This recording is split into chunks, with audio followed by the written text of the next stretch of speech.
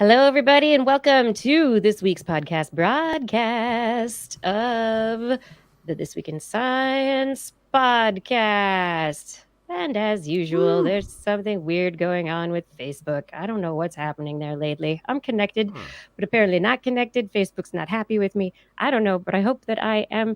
Oh, wait, maybe we are broadcasting. I don't know. But anyway, we're on Facebook, YouTube, and Twitch Wednesdays, 8 p.m. Pacific time-ish. And if you want to hit those likes and shares and all that kind of stuff, we're going to start the show very soon. And just know that we do edit the end podcast. So this video broadcast, the audio is taken, turned into a podcast. We edit some stuff out. So what you see here, if you're watching the live stream, is not necessarily it is potentially more than what you would get in the podcast. So welcome, and I hope that you subscribe. And are we ready to go, Justin? Yeah, let's do it. Yeah, let's do it. We are live now. Let us go into the world of science. In 3, 2, this is TWIS. This Week in Science, episode number 941, recorded on Wednesday, August 30th, 2023. Why are German boars so hot? I'm Dr. Kiki, and tonight on the show, we will fill your head with boars, bees, and bats. But first... Disclaimer. The world is complicated. Filled with complicated things. If something seems simple, it is likely a reflection of your perspective. Add a few layers of inquiry into anything. Question why it is the way it is. How did it get that way? Why does it do what it does? Does it do anything else? What other things is it connected to? Are they connected? And why does the other thing do the things it does, and what else is it connected to? And how did it get that way? It's okay to ask questions. For the most part, you can live a long, happy life without questioning too many things, but every once in a while, you will come across something. Something interesting, like a news story. Something important, like a diagnosis. Or something that just keeps you up at night, like how the concept of object permanence seems completely lacking in quantum wave functions. Sigh. So, you decide to do your own research. First, good for you. But wait! Before you start choosing a Greek symbol to represent object permanence, I recommend uppercase O, the omega, as it kind of looks like a zero and is sure to cause necessary confusion. Another way to satisfy your craven curiosity about the world around you, while learning about how research is prepared, executed, and analyzed, is simply by listening to This Week in Science. Coming up next. I've got the kind of mind that can't get enough. I want to learn everything. I want to fill it all up with new discoveries that happen every day of the week. There's only one place to go to find the knowledge I seek. I want to know what's happening. What's happening? What's happening this week in science? What's happening? What's happening this week in science? Good science to you, Kiki. And a good science to you too, Justin. We're again without Blair. She is happily ensconced in parenthood with her wonderful dog Sadie by her side and her partner Brian, and they have a lovely family. They are growing, and it is wonderful. So it's me and Justin and his cold tonight. So the cold wasn't invited, but we're gonna let that party crash happen for tonight, I guess. So, or I guess for your morning. Everyone, thank you for joining us for another episode of This Week in Science. I have stories about a techie treatment for kidney disease, hot German boars, AI racers, fat brains, and your plastic brain. What did you bring, Justin? Oh, gosh, that would be great if I had brought stories. I remember to do would this. Be. Oh, yeah. I've got Why do cats? This is the headline I've pulled from Why do cats love tuna so much? Do I don't radio know. waves affect bird navigation? It's a great question. Yeah. Yeah. There's a story out there that challenges the origin of humanity. Always. Sort of Okay. wants to. And how bees shaped our opinion of Neanderthals. Bees. Well, I want to find the buzz when you've got it for us. Oh, wait, and where's my, there's also something about, hacking animal communication with AI. That's gonna be Ooh, 2 AI stories tonight. Okay. Yeah. Well, let's get And into pretty it. soon it'll be all AI stories, and then it'll be AI telling you these stories, and it won't even be us. And then why tune in if it's just AI stories all the time? And then it'll just be AI listening to the AI stories as told by AI, so they can be better at knowing what's going on in the world of AI. But for now, it's us and We're you, still here. and you're here, and we're here, and so let's enjoy In the the following interim, show. As we jump in here, I want to remind all of you that subscribing to the TWIS podcast is a wonderful thing to do. You can find us on your favorite podcast platform. Look for This Week in Science or TWIS. We're on YouTube, Facebook, and Twitch. Live streaming every Wednesday at 8 p.m. Pacific time-ish.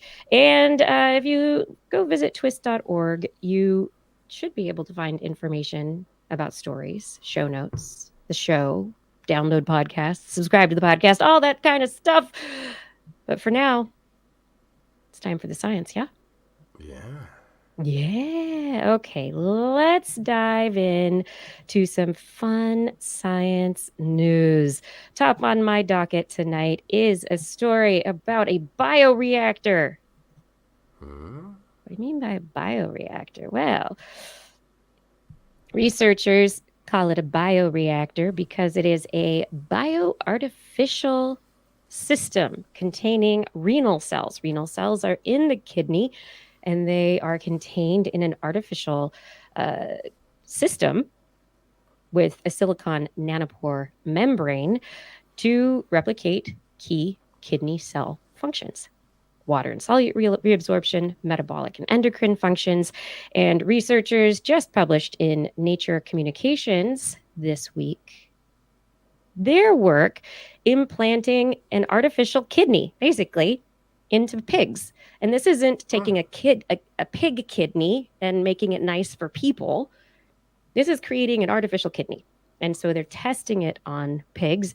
And in this system, they used human kidney cells. And actually, within the pigs, they didn't have any immune rejection. There was they monitored it for 7 days and determined that this bioreactor, basically this device, kind of like a pacemaker, didn't trigger any immune response. It allowed the body's basically the diffusion gradients from high pressure to low pressure, where areas of high water or solute concentration to change to low solute concentration, etc., to allow water reabsorption by the pigs. It regulated blood pressure and was able to remove impurities from the blood. So instead of in the future potentially having to worry about where you're going to get a kidney transplant, maybe you'll have a kidney pacemaker instead. So that's huge. Huge. And you're just waiting for, Amazon to deliver it and not waiting for somebody to be on their deathbed and donate you their kidney. Exactly. So how do they get around the rejection issue, though? I mean, is it just that the cells are contained within this device and don't come in direct contact with the immune system? Or, still seems... Yeah, that's exactly it. And the device itself is kind of, like the way you think of a pacemaker or the old school pacemaker is this box, right? Where everything's self-contained inside the box for the beating, to stimulate electrically the beating of the heart. It doesn't really come in contact with anything, and it's not biologically reactive. Same system idea here, where it's a non-biologically reactive container, and everything is, all of the stuff is behind a membrane, so that it is similar to the kidneys, because in the kidneys you have a cellular membrane that leads to these pressure gradients and osmotic gradients that move things along to clean your blood and to make everything work. And so the idea is very similar, which I think is a really, I think, a brilliant way to approach it. They say that the data really do suggest the feasibility of an implantable bioreactor using these silicon nanopore membranes, and that there was minimal damage, and not indicative of acute cytokine reaction, as they would call it. It's not acute. It's not acute. It's not a cute device, though. The device itself is about 5.5 centimeters wide by 11.5 centimeters long, and it seems fairly like a plastic box, but is it has a gasket inside of it. There's what they call a HREC, human renal epithelial cell transwell area, and then a gasket that makes sure everything fits and doesn't leak. And so you have these cells inserted into the system, and the fluids go on one side and the other, and then everything works. That's the idea anyway. My question, though, is how long would it be that they only watched this for 7 days within the pigs, and they didn't have what they called evidence of thrombosis.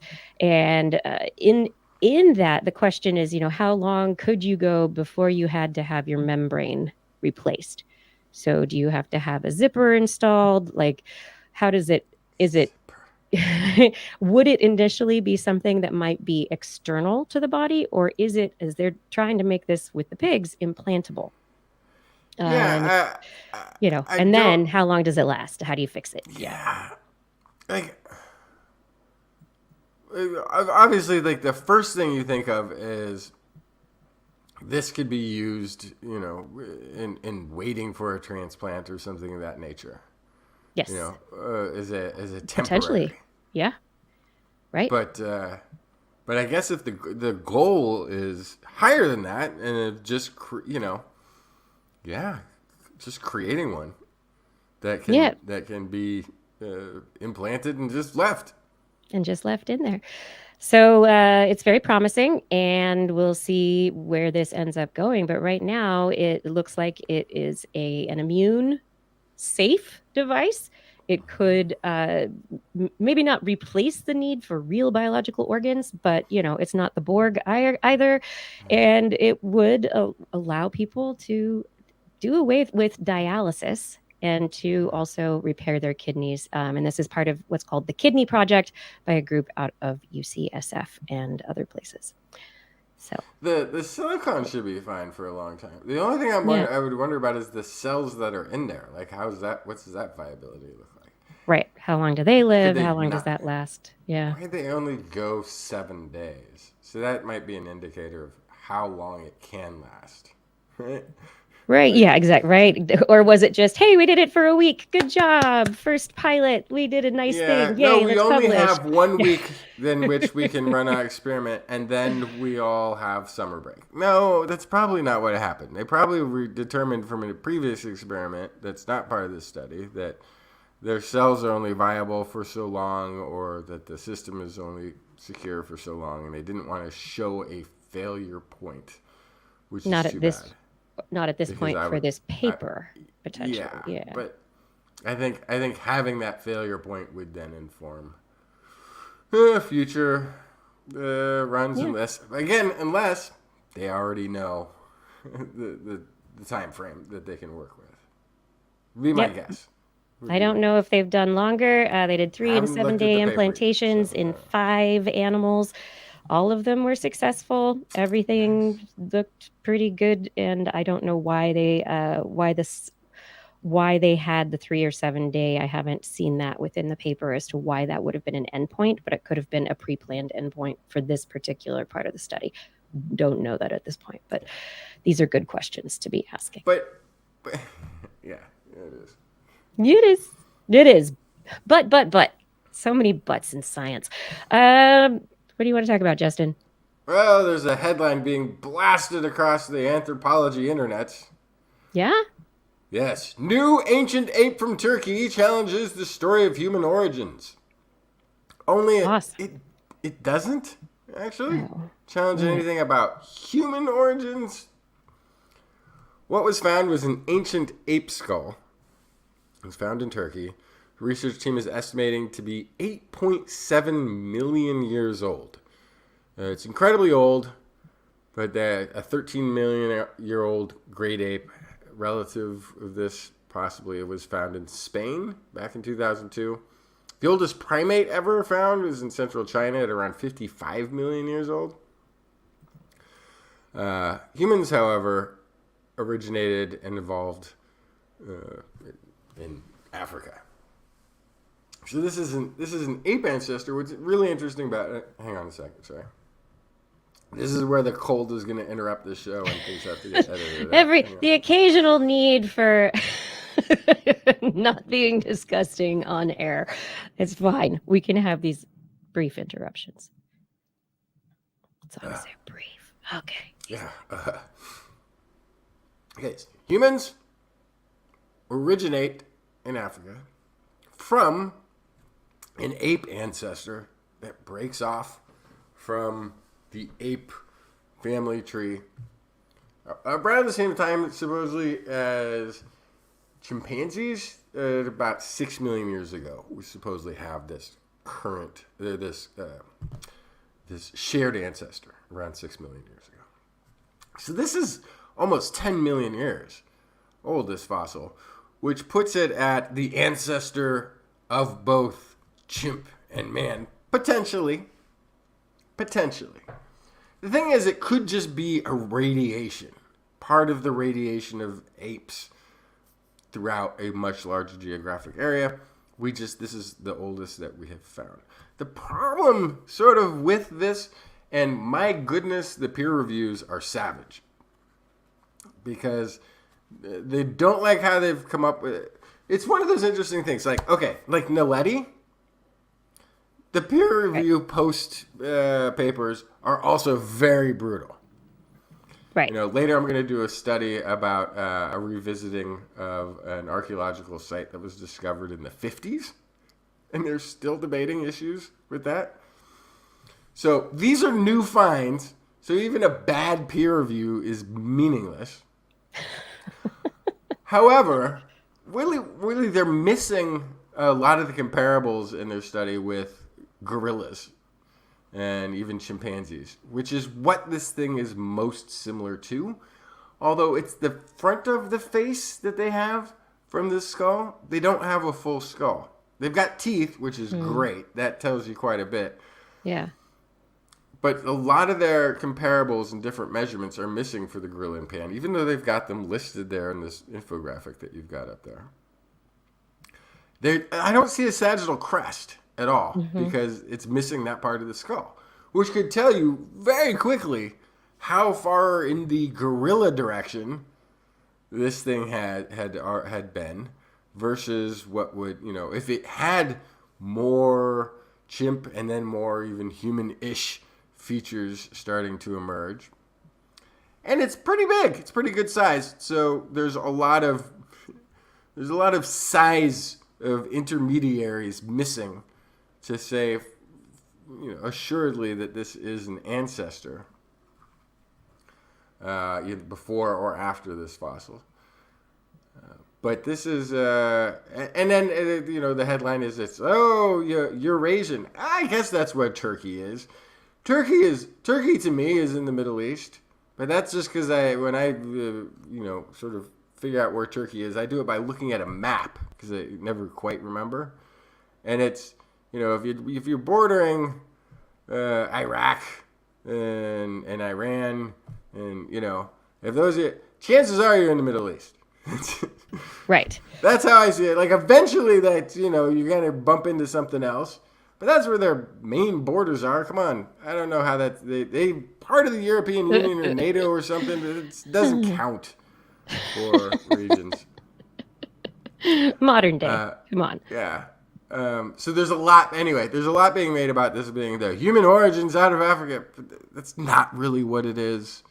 Although it is still a really interesting find. So they've compared these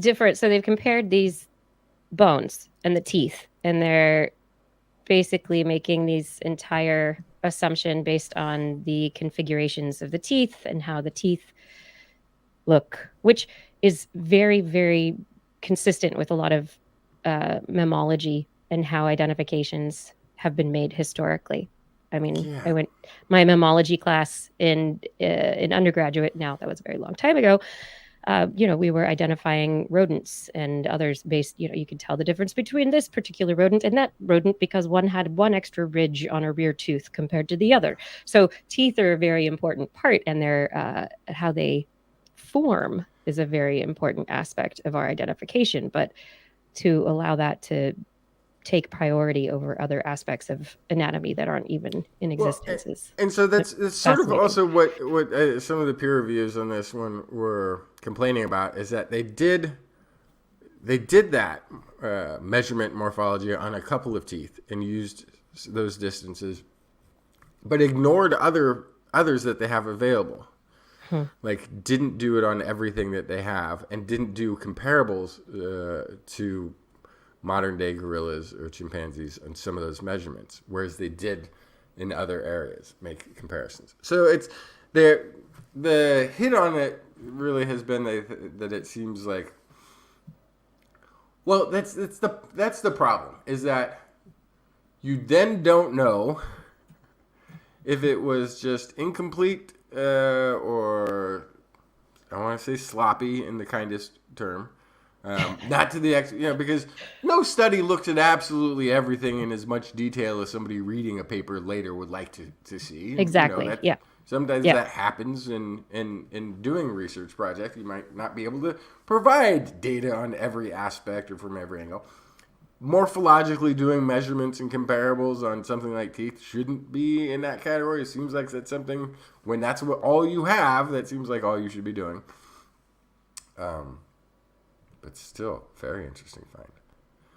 It's an interesting find, but as you've said, based on the, the critiques of the study, it's questionable as to how exactly impactful it is on our understanding of late hominins, right, from Africa, from Turkey, from that area. So, this is also going to be like, there is a.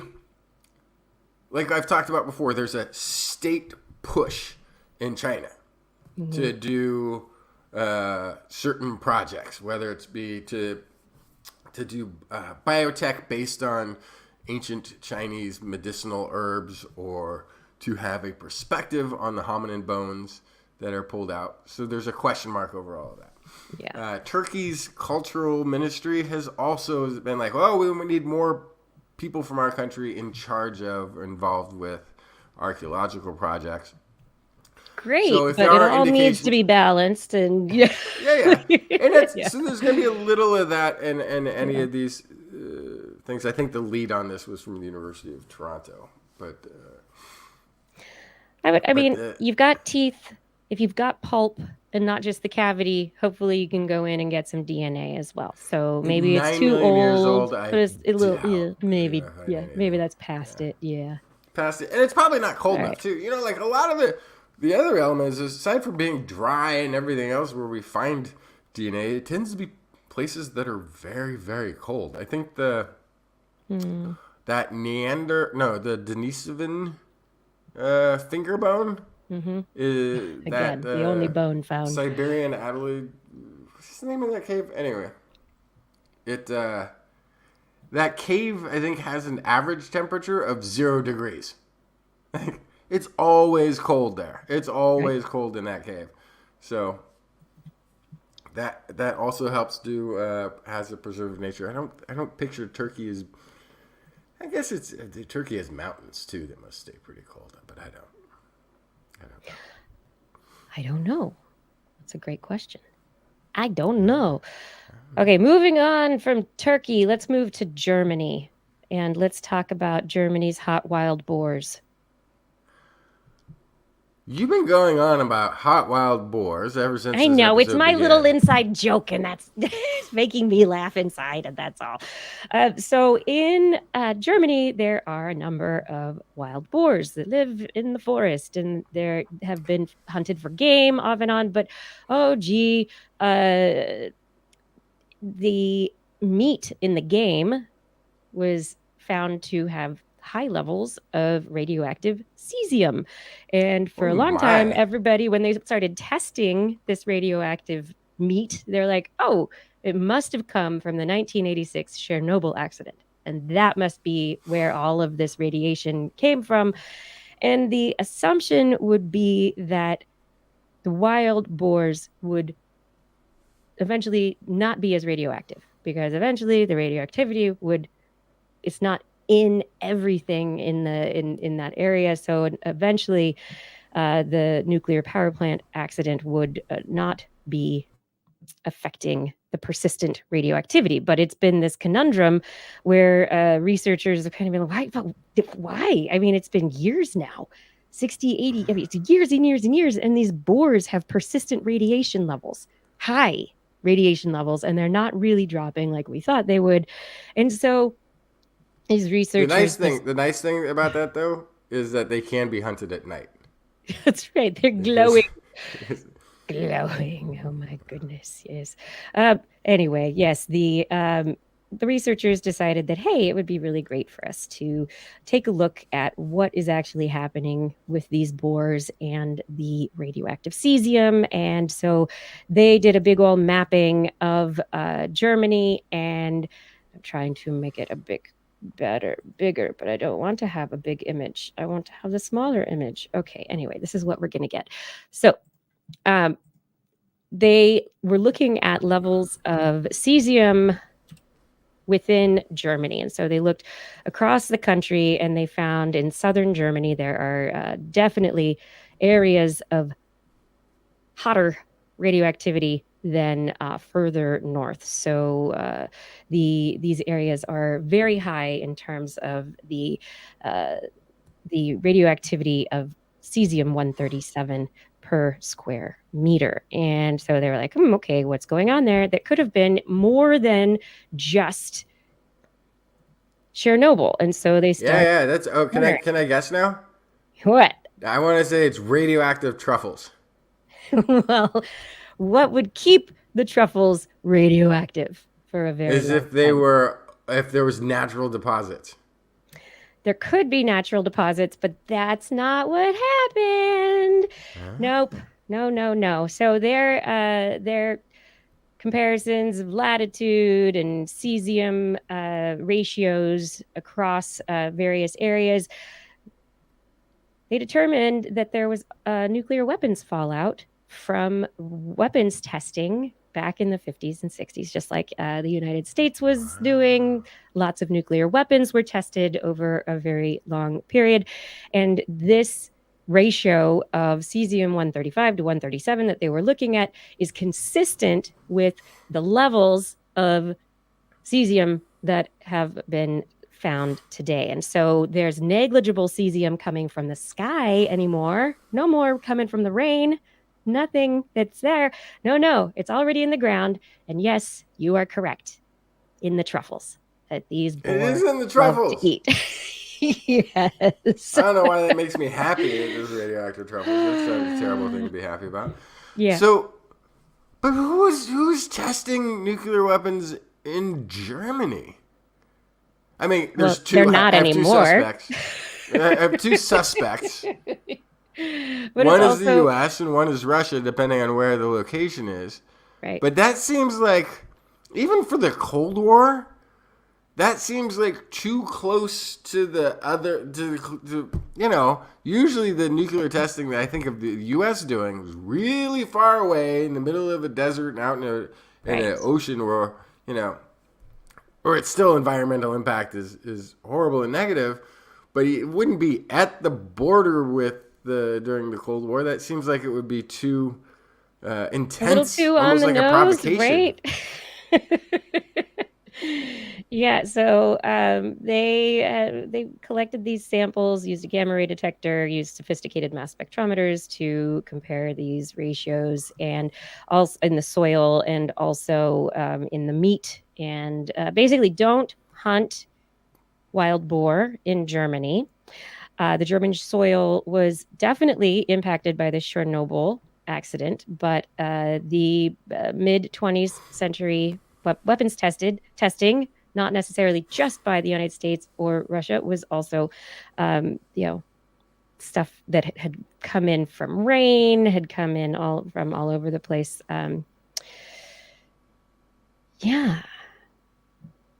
Nuclear fallout. But it's in the 1960s, according to this little infographic you got up. They were doing the weapons testing. Yeah, U.S., Germany, and Russia. So it was in the rain. It wasn't necessarily in Germany. So it potentially, I don't know why Germany. Maybe because it was also, I don't know. They got a double doozy. Because of lack of autonomy, I would guess. Probably. But that. I mean, I love they're like, oh, by the way, probably don't hunt the boars. Unsafe. Just don't do that. But it's been 80 years. And you still should not hunt the boars. It's been 80 years of people hunting boars. Don't do it. Have they tracked any form of? Anyway, a lot of people have already had this exposure. A lot of people have already been exposed, and that's part of it, is that they've had to outlaw the hunting of a wild boar in various parts of Germany because of this persistent issue with hot wild boars. And yeah, I think the big thing that is the driving factor is that because of the truffles. So you have the acorns, you have the fruits that are in the trees. Those get all of the cesium into them. They fall into the ground. They get into the soil, and then they sit there and they bioaccumulate. And then the boar bioaccumulate more and more because they're eating these sources that are containing lots. And so it's over the years. Yeah, forget the boars. What about the truffle trade? we shouldn't be eating truffles from southern Bavaria. I was just eating truffle ice cream the other day, and I'm over here, but Denmark has it someplace, I don't know where, has a border, Jutland, has a border with Germany. It's right there. It's probably where the truffles come from. But that's north. It's not in the south where it is the Alps. Yeah, I don't know where the truffles come from. You think it's just we're a small village across the border can only trade with the small village next to it? No, it's a global... Bavaria. Don't eat the Bavarian boar. No Bavarian boar, no Bavarian truffles. It's a very Is that what southern Germany is? Is that Bavaria? Bavaria. Yes. Okay. I didn't know. But now the question is, what's happening if there's accidental release of nuclear weapons in what's happening with Ukraine and Russia? And how long are these wild boar going to be hot? Just how long? Oh, 40,000 years, probably. Something like that. It's forever. Not much beyond that. Yeah. Radio waves, they move around and stuff. Like radiation. It's radiation, electromagnetic radiation. What do we need to know about it? Yeah. Well, sort of interesting. I mean, this story isn't all that... It's one of those things that I just didn't know. It turns out that radio waves emitted by radio, television broadcast, and CB radio can disrupt the magnetic compass of migratory birds. Not something I was aware of. So this is this team of researchers. They previously demonstrated way back in 2014 that electrosmog, human-made electromagnetic noise in the AM radio wave band, And that's the same. I think That's they sort of can't use the generated. word smog for electromagnetic. Wait, isn't smog an acronym? Anyway, keep going. Fine. I'm being finicky. Yeah. This is also generated. These waves are generated by household appliances. They impair migratory birds' ability to use Earth's magnetic field for orientation. So they posit that this weak electrosmog, which is actually a pretty good name for a band. I love it. Yeah, it'd be songs from the band Smog, but with light electronic beats behind it. Weak. It's very, Yeah. very, very weak. So weak electrosmog, totally harmless to humans, affects the complex quantum physical processes in certain cells in the retinas of migratory birds, which enable them to navigate with the help of Earth's relatively weak magnetic field. It also affects free-flying birds, such as long-distance migratory birds, whose numbers have been mysteriously declining for some time for unclear reasons. So this is sort of kind of looks like a null result study. The scientists had a prediction at what cutoff frequency the interference would be in, somewhere between 120 and 220 megahertz in the very high frequency range. They tested some narrow bands, 140 to 150 and 235 to 245. Very narrow bands in that range, and found nothing. Okay. They found nothing. So here's the question: what is impacting the birds? Is it a different frequency range? What did they actually discover? They're still saying, it all still fits with our theory because they didn't test the full range of where they thought it would be. But what they have shown, which is, I think, reassuring, which is that mobile communication networks do not impair bird magnetic sense. So that's good. So the 2.4, what is it? 2.4 kilohertz that we're at, or 5 point whatever, 5 point. High frequency waves do not affect the compass sense at all. So that's really good to know that we're not making things worse, but that actually, as we go to digital and streaming and put less maybe broadcast waves out there, as even radio has become digital for a lot of satellite or what have you, we start to be a little bit quieter, which will be good for the birds because we'll stop interfering with their whole ability to navigate. But aren't we putting these different technologically, aren't we putting all these different frequencies to different uses? It's like, we're going to push it. We're not going to, you've been reserved for this technology for communications, for radio, for television, whatever it is. But it's not like we're stopping using them. Like they're just, the uses are becoming different, right? It's a great question. I don't know that we have been able to reutilize them yet. So there are still AM radio stations, right? You can't just start using broadcast wavelengths to do other stuff. They're still not going to let you do pump up the jams or whatever. What was it? What was that movie from the 80s, 90s? Pump. I didn't watch movies back then. Pump up the volume. Was that what it was? Somebody in the chat will get it. I didn't watch movies back then. Christian Slater and the pirate I have never radio seen days. a Christian Slater movie. Can I just say? What? Yeah. Okay, we're gonna talk about this one later. But okay, moving on. I started to watch one and I was like, this guy's gonna do a Jack Nicholson impression for how long? Is he playing a young Jack Nicholson? No, he's supposed to be his own character. Oh, forget it.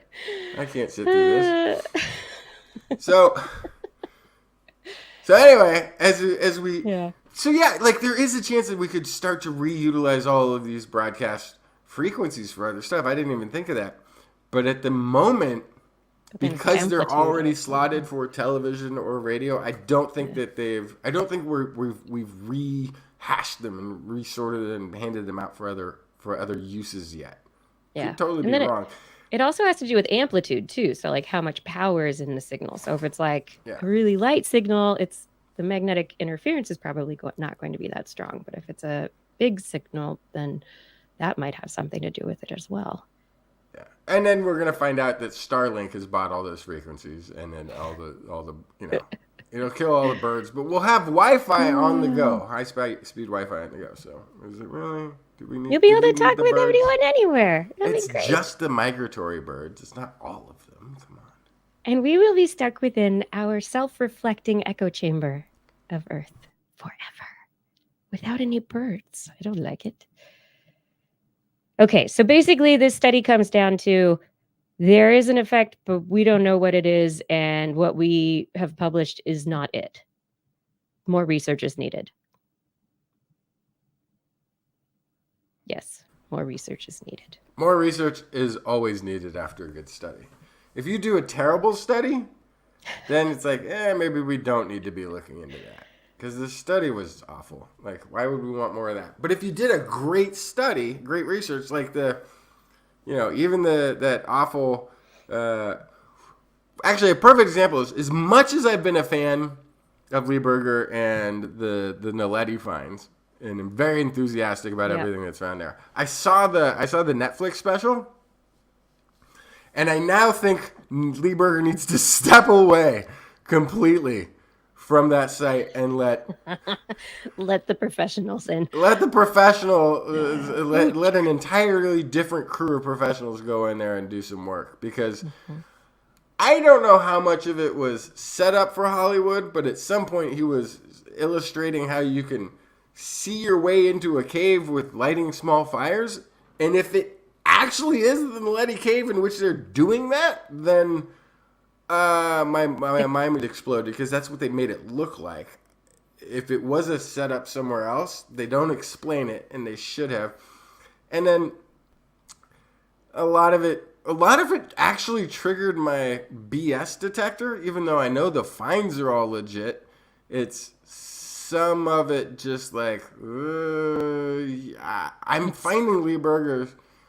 It's too good of a story. It's a great story. And part of it is that's exactly where his funding has been. His funding has been from National Geographic. His funding has been from selling story of anthropology, not an academic backing, not a research fund that says, here, go do your research, publish a bunch of dry academic work. He's getting funded by media, which is the only thing that's been funding his work in South Africa. So, I get that. Like, that, I make every apology for Lieberger's approach, because it has to be that, because that's where the money's coming from to do the work. He grew up on Indiana Jones, and he's like, hey, why not me too? I could do that. No, I don't think it's just him. I got the showmanship. I could be there. Let's do that. He does. I think he may have had to learn it, though, because that's where the money is coming from to do the work. And so it's going to be a different reveal than other things. However, at this point, I think he needs to step away and let people who don't have the conclusion-driven story in mind take over, because that's going to be helpful.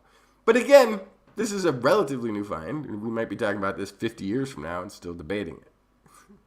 We could be, and with the questions of this bird stuff as well, this is still going to be debated, and there's some interesting comments in the chat right now. Wheelie Green Kier says, could it be the amplitude modulation that's the issue, not the particular frequency? There's, a lot of things that could potentially be part of how the magnetic field is disrupted. Because if it is just, our household appliances, all that kind of stuff, I mean, there should be a much bigger problem than what we've already seen. And as we have been seeing the decrease in usage of these particular frequencies for our radio and our television, we should be seeing the bird migration coming back. not going down. Maybe it would be balancing it out. I don't know, but Shubu says don't just Starlink either. Can only stream TWIS because of Starlink in the boonies. Oh, so Shubu, thanks to that, totally worth it then. Yeah. Actually, I thought the most interesting part of that study is the fact that it's a quantum mechanical mechanism within the retinas of birds that allows them to sense the magnetic field. Like, that's actually the real... Yeah, this is like the thing for me forever that I'm like, we've been following this little rabbit hole for over 20 years. Yeah, like, what's going on with the bird migration? And it keeps getting these, it could be this, it could be that. And now it's like, oh, it's, quantum electromechanical, blah, blah, blah. Eyes. Yes. Well, human eyes apparently aren't quite as good as AIs. Yeah, I just did that.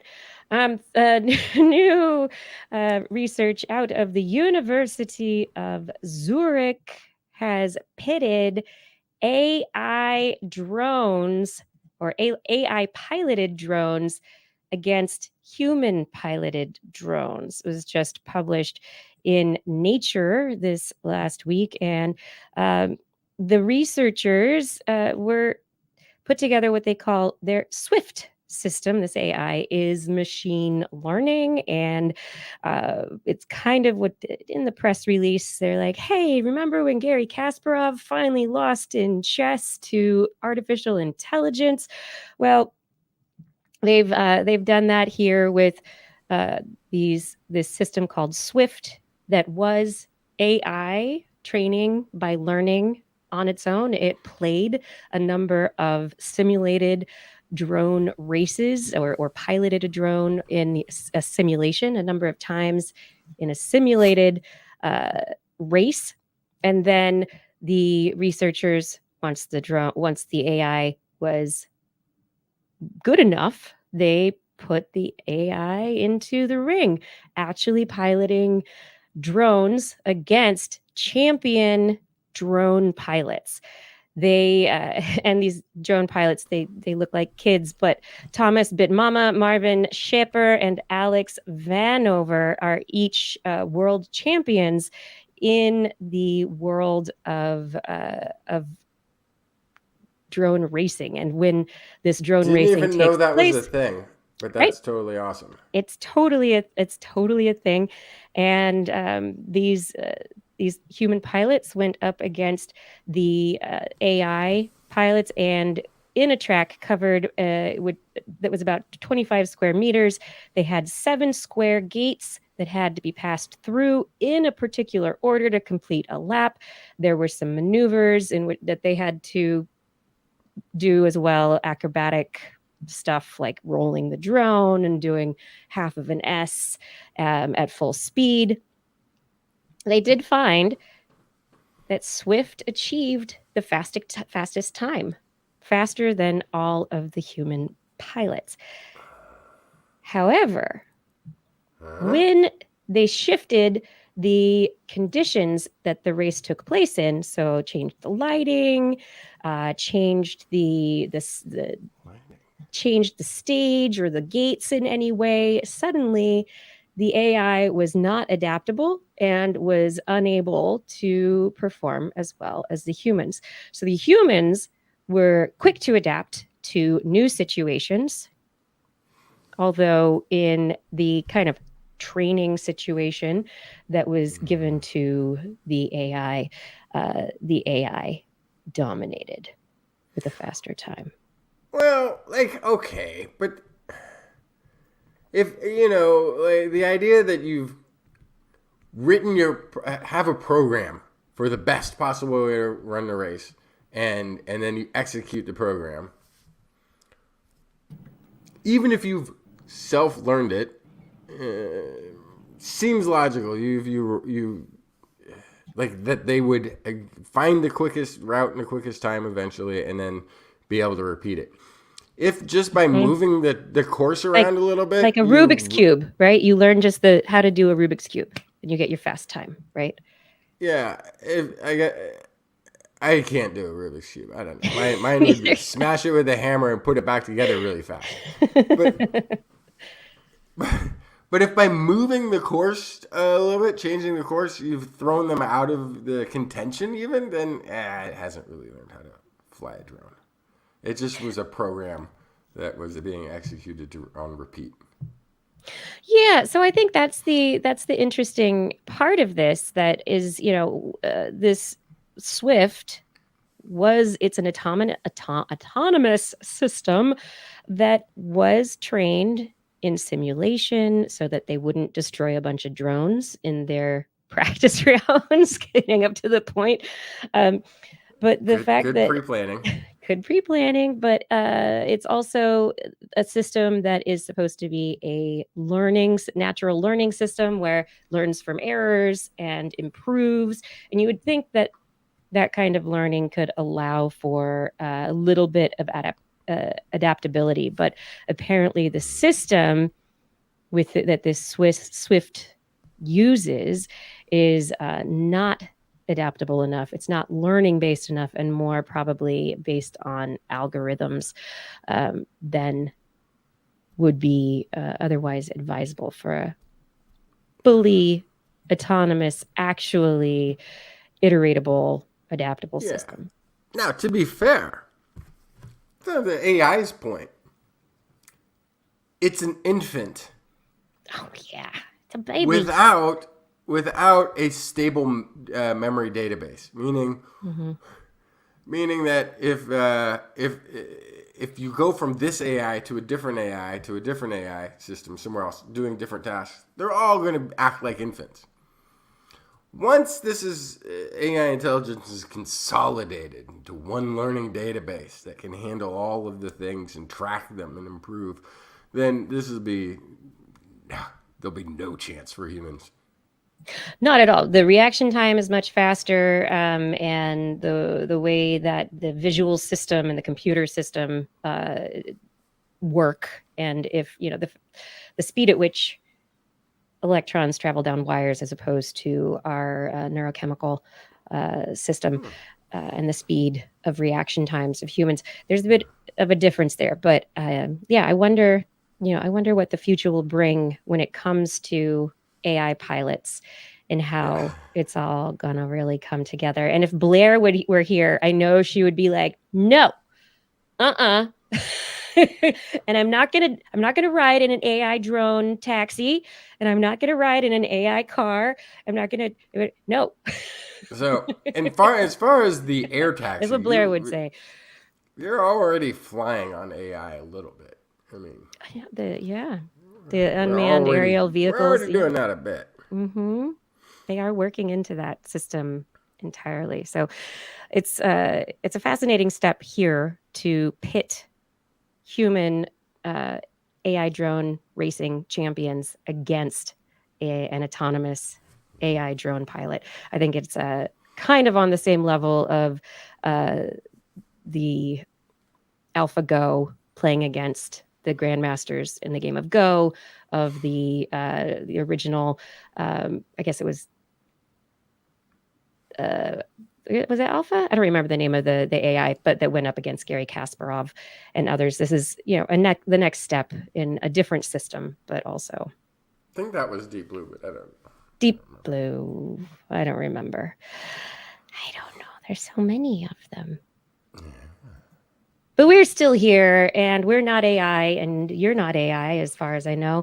And, if you are AI and we're AI, then hey, AI, how's it going? You know what we really are, though? We are TWIS. This Week in Science. Thank you so much for joining us for another episode of science-filled discussion. And if you're enjoying the show, I do hope that you are telling your friends all about it, sharing the links, making sure that everybody knows all about TWIS, because that's what we need your help to do.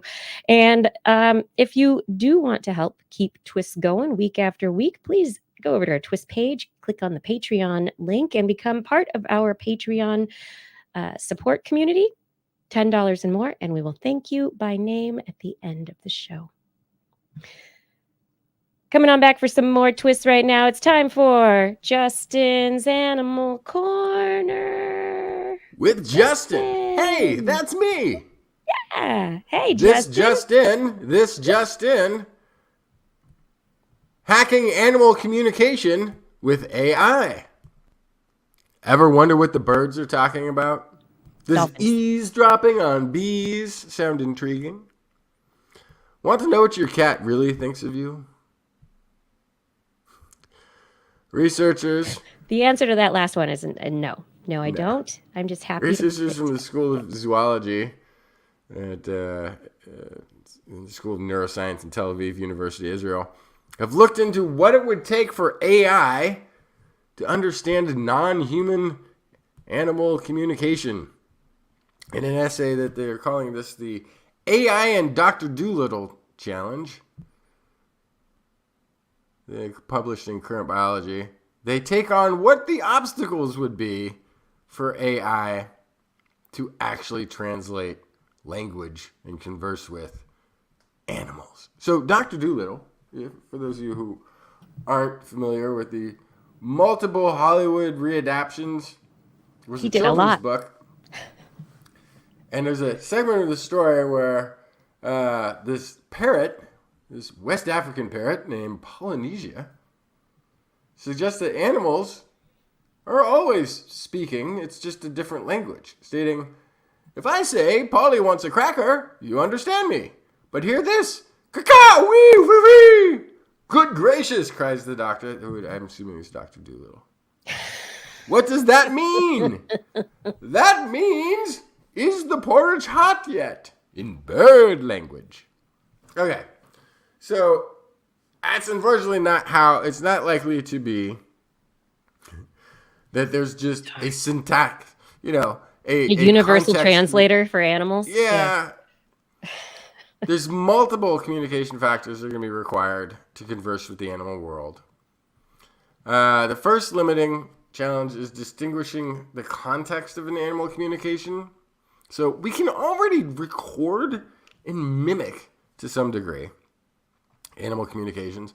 We've talked about in this show before, robotic frogs attracting other frogs for mating attempts. There was the robotic bee that was able to do the waggle dance well enough to tell bees where to go in a field and get them to follow the instructions of the waggle dance. Like we've deconstructed that. We can recognize like a mating call versus an alert call. And when we play these back to different animals, we get the responses that we might expect. But still, there's like quite a bit of a gulf in communication there. So, we're looking at AI, they're saying, could generate the right sounds. The way that it's kind of like reading the electrical signals in our brains, and we're figuring out like what the signals in our brains are actually saying or seeing or whatever. AI, we're using AI to get rid of the noise and figure things out. Yeah, well, they're saying that the AI could generate, say, the song of a specific bird that sounds like the bird. But the thing is, they don't know whether that song will be telling the bird that it's trying to establish territory, attract a male, or if it's making a vocalization that just conveys something else entirely. The chances are that it will make a sound that the bird will hear, a song that another bird of the species will hear and say, hey, that seems familiar. That's probably one of my kind of birds. That's why I'm paying attention to it. I have no idea what it means. Right. It sounds similar.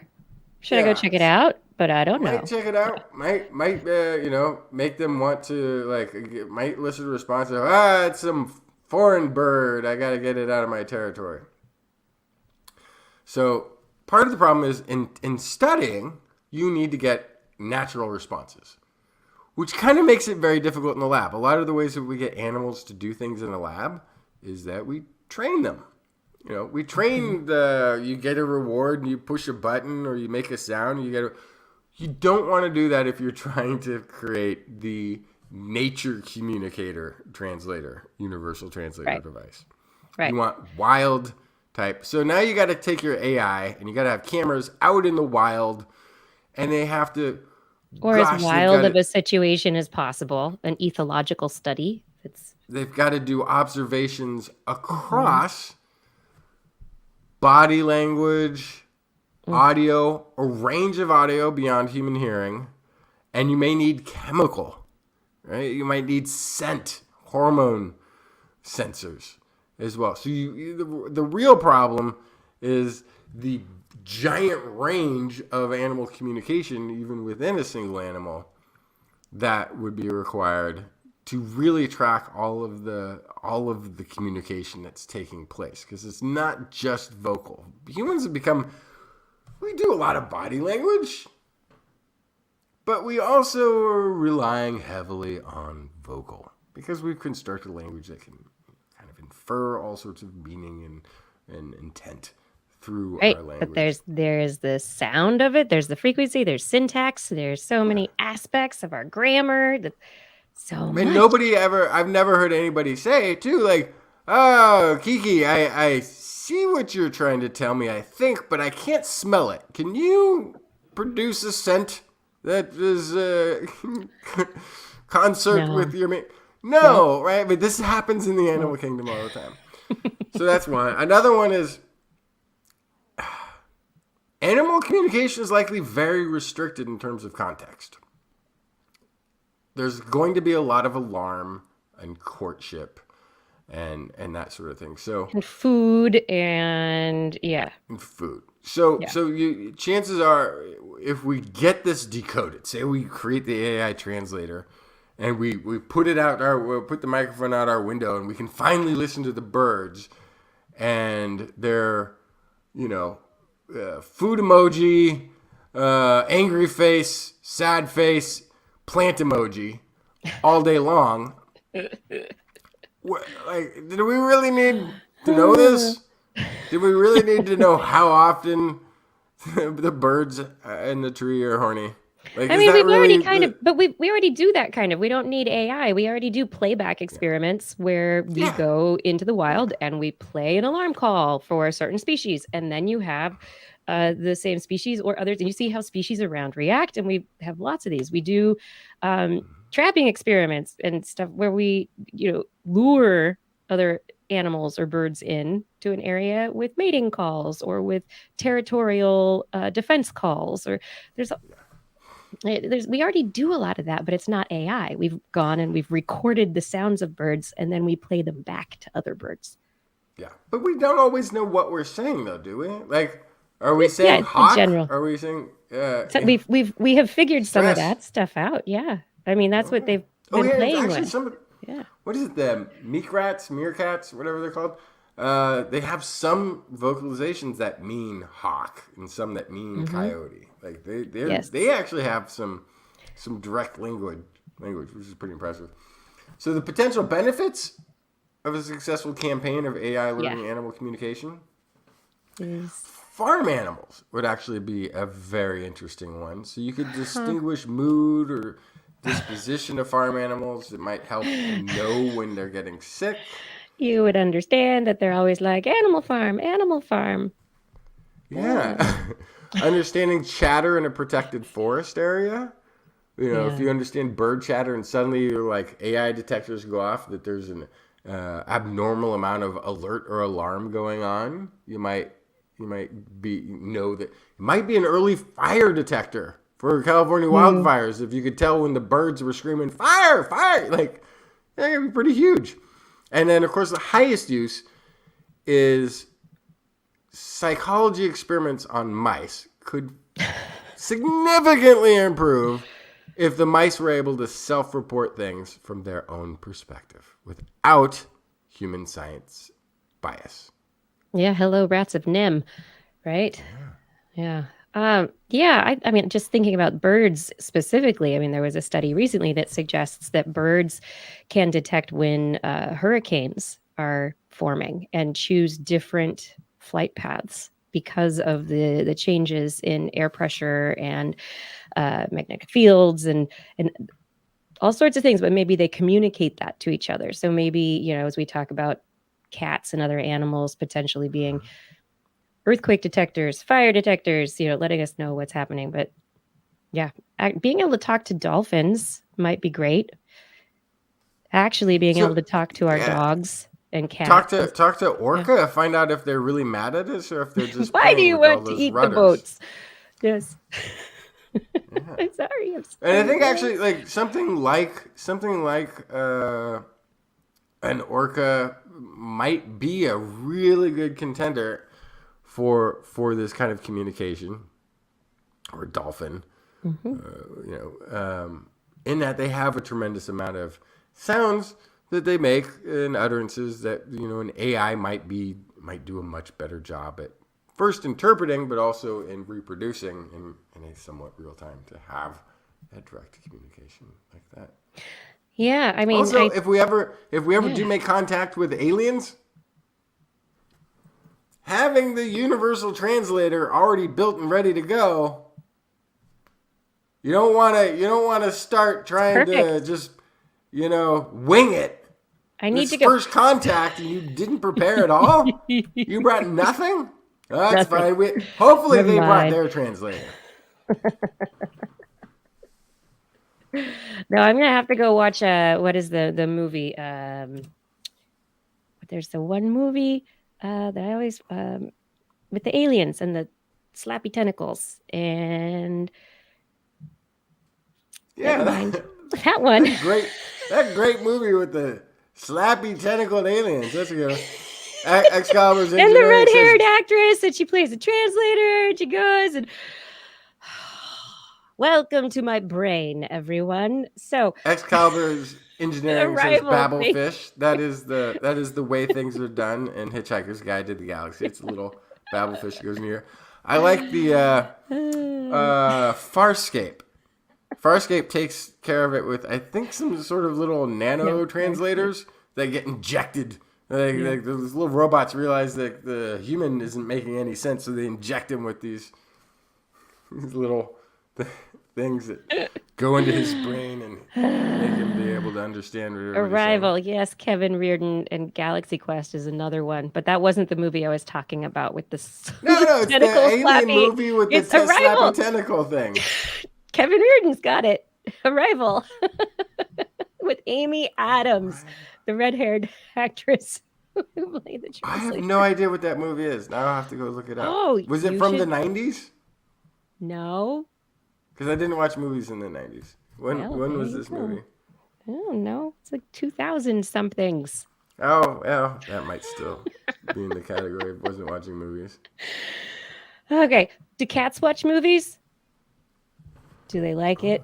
We can't ask them, but what do they like, Not yet. Justin? What do but cats one like? day, with the advent... All right, another headline that caught my eye today. The headline reads, "Why do cats love tuna so much?" And my gut reaction was like, duh. Because they're cats.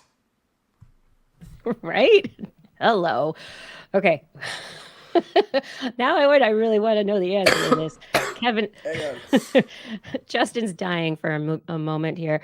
Look, I want you all to imagine, what is it more than just cats being cats that makes them like tuna? What is it? What is it? So I guess it's such a given to me. The cats love tuna that I've never given a second thought other than it's a cat, so of course, birds gotta fly, fish gotta swim, cats gotta eat tuna. It's just the way the world is. Up is up, down is down. I don't need a theory of gravity. But do we? For cats. So there's less obvious reason. It might come down to a long history of human cohabitation and the freakish taste buds of cats. This is pulled from a story by David Grimm, written for Science. There's a link to it in the show notes. Scientists report that cat taste buds contain the receptors needed to detect umami. That is the savory, deep flavor of various meats. One of the five it's delicious. It's a soy flavor. Yeah. Yeah, so you got the sweet, sour, salty, and bitter, and then umami. Love it. It's one of my favorites. What you expect any self-respecting carnivore to have a taste for. Would Team you? also found that these cat receptors are uniquely tuned to the molecules found in high concentrations in tuna. So one of the implications of this, somebody who's not involved in the study, Yusuke Toda, is quoted here as saying this could be useful in creating medicines or foods that are better tasting for the cats. Get rid of the berry-flavored cat medicine. That's why your cat's so resistant. Make Cats it tuna-flavored. don't eat sweet things. No. No. So they apparently can't taste sugar. They completely lack the proteins for sensing sugars. Yep.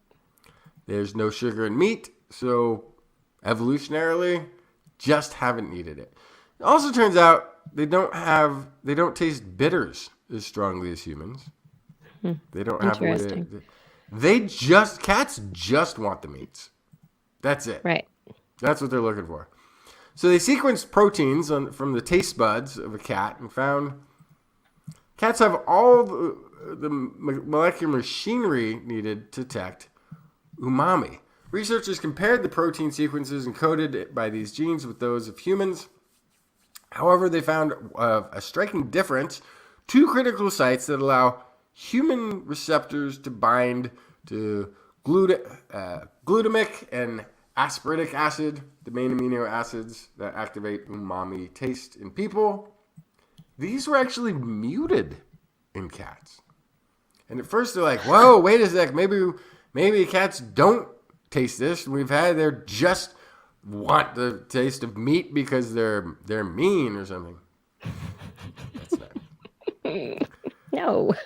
So they exposed the cells to a variety of amino acids and nucleotides. The cells did respond to umami, but with a twist. In people, amino acids bind first to the nucleotides, amplify the response. But in cats, the nucleotides activated the receptor and the amino acids further boosted it. Sort of the reverse of what's happening in humans. Anyway, 25 cats were part of a taste test. They weren't on the menu. They were the ones getting to do the tasting. In a series of trials, they presented the felines with bowls of water with each various combination of amino acids, nucleotides, or just water alone. The cats showed a strong preference for bowls containing molecules found in umami-rich foods, suggesting this flavor above the others was a primary motivator for cats. However, they showed particular preference for bowls containing histidine and inosine monophosphate, compounds that are particularly high levels in tuna. So it's as though cats are specifically tuned to seek out tuna above other meats even. Interesting, because domestic cats evolved in the deserts of the Middle East about 10,000 years ago or so, where fish of any kind were pretty unlikely to be on the menu. Is that so true? How is that true? is it? I said it, so it must be. I read it, so I believe it. So first of all, I believe anything I read. All right, okay. Secondly, yeah, the little cats. That's a desert adaptation. You don't. There were no packs of wild domestic cats roaming the jungles or the tundra in Africa. Like these are little feral desert creatures that were small in stature because they probably didn't get much water and had to chase desert mice around. However, as recently as 1,500 years ago, there are depictions of cats eating fish in the art of ancient Egypt. By the Middle Ages, felines in some Middle Eastern ports were consuming large quantities of fish, including tuna, and they weren't like being driven away because these cats were also keeping rats away from the areas in which they were, any kind of fish. vermin. Yeah. Mm-hmm. Cats will jump on a cockroach too. Tuna-fed tomcats, they think, likely had a bigger impact on the gene pool of cats going forward, as they would have had a tremendous advantage over your typical desert rodent chasing cats. So it's a recent adaptation then, something that, yeah, that's cool. So this is new. It's like being like humans being able to drink milk, or any number of our newer adaptations. But this is I think. I wonder how long it'll stick around, given that we give cats such a varied diet now. And as someone in the chat room is saying, their cat likes broccoli. My cat will eat tortilla chips and cheese if she's given a chance. Your cats are freaks. So I haven't had cats in a really long time. But the cats, when I had cats, I think I mostly fed them tuna. Partly because I'd always forget to. Partly because I love tuna. It's like one of my favorites, and also partly because I'm horrible pet owner and would always forget to buy like cat food. Oh yeah, and so the only thing you have then is tuna. All I have is tuna, and so as soon as you put the little can opener and get the little turn in there, cats come running in. They're like, "Woohoo! Cat ready. Bring it on! Meow, meow, meow, meow, meow, meow, meow." And yeah, so my cat, when I had cats, they eat a lot. They had a lot of tuna, and they did absolutely love it. So this story all fits. But actually, to your point, how long will it last?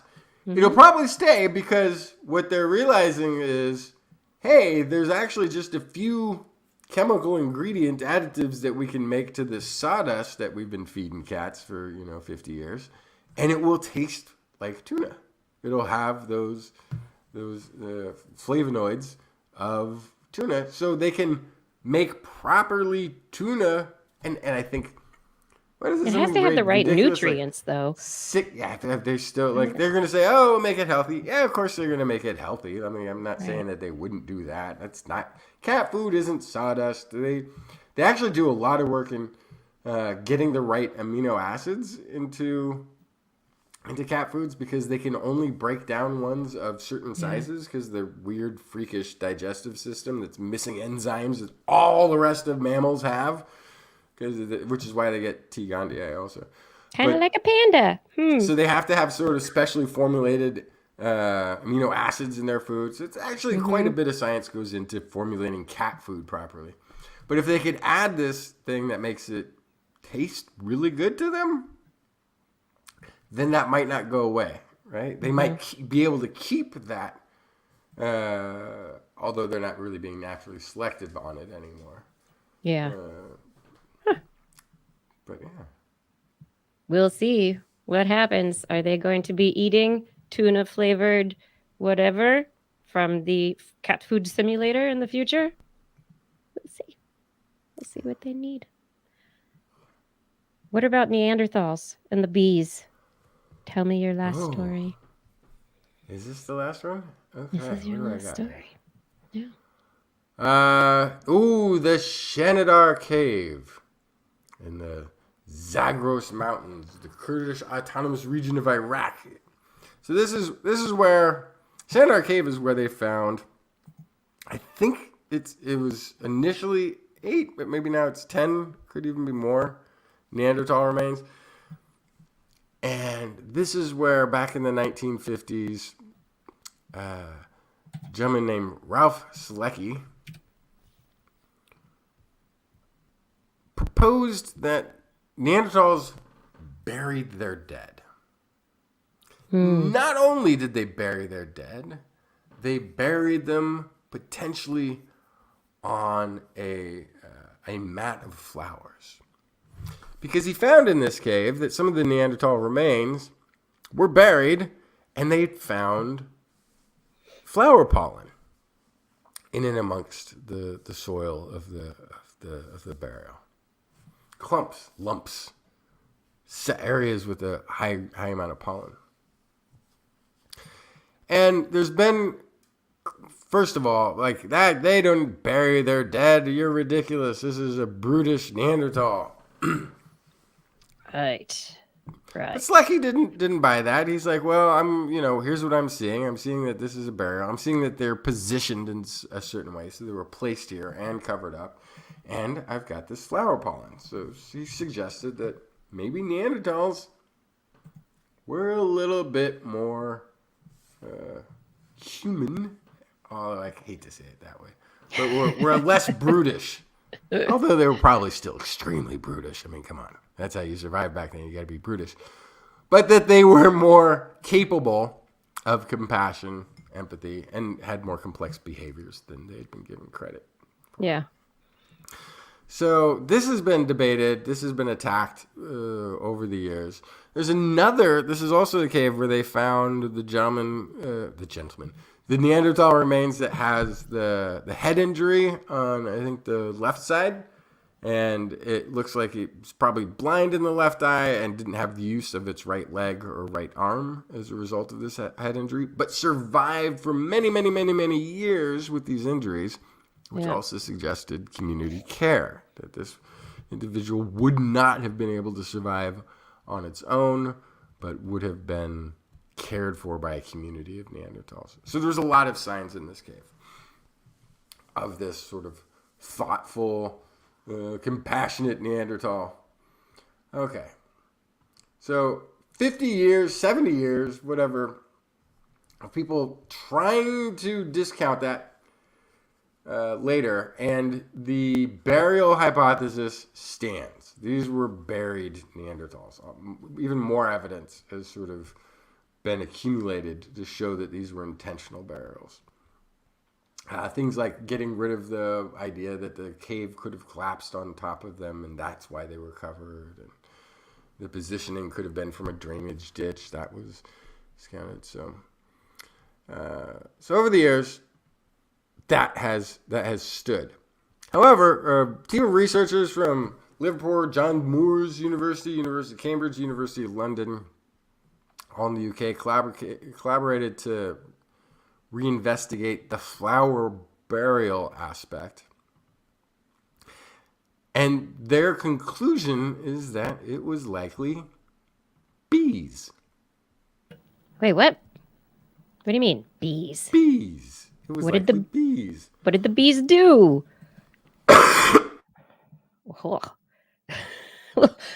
We will wait one moment while Justin clears his throat. I am dying of bees over here. So how could it be bees? So in this cave today, there are single burrowing bees that burrow down and nest in these into the earth. They tend to do so in the untrampled portions of the cave where people haven't been walking back and forth to this archaeological dig site. And the researchers noticed this, and one of the things that's always been a mystery about the pollen deposits is Slacky himself noted a lot of his workers like to carry flowers in their belts, and that could have introduced it. So there's a lot of concern that the original excavation site was contaminated. And somehow over the years, they'd sort of ruled that out. Like, no, that can't be because we've dug down deeper and we found pollen, and so it can't be us who have done it because we're still finding it. Right.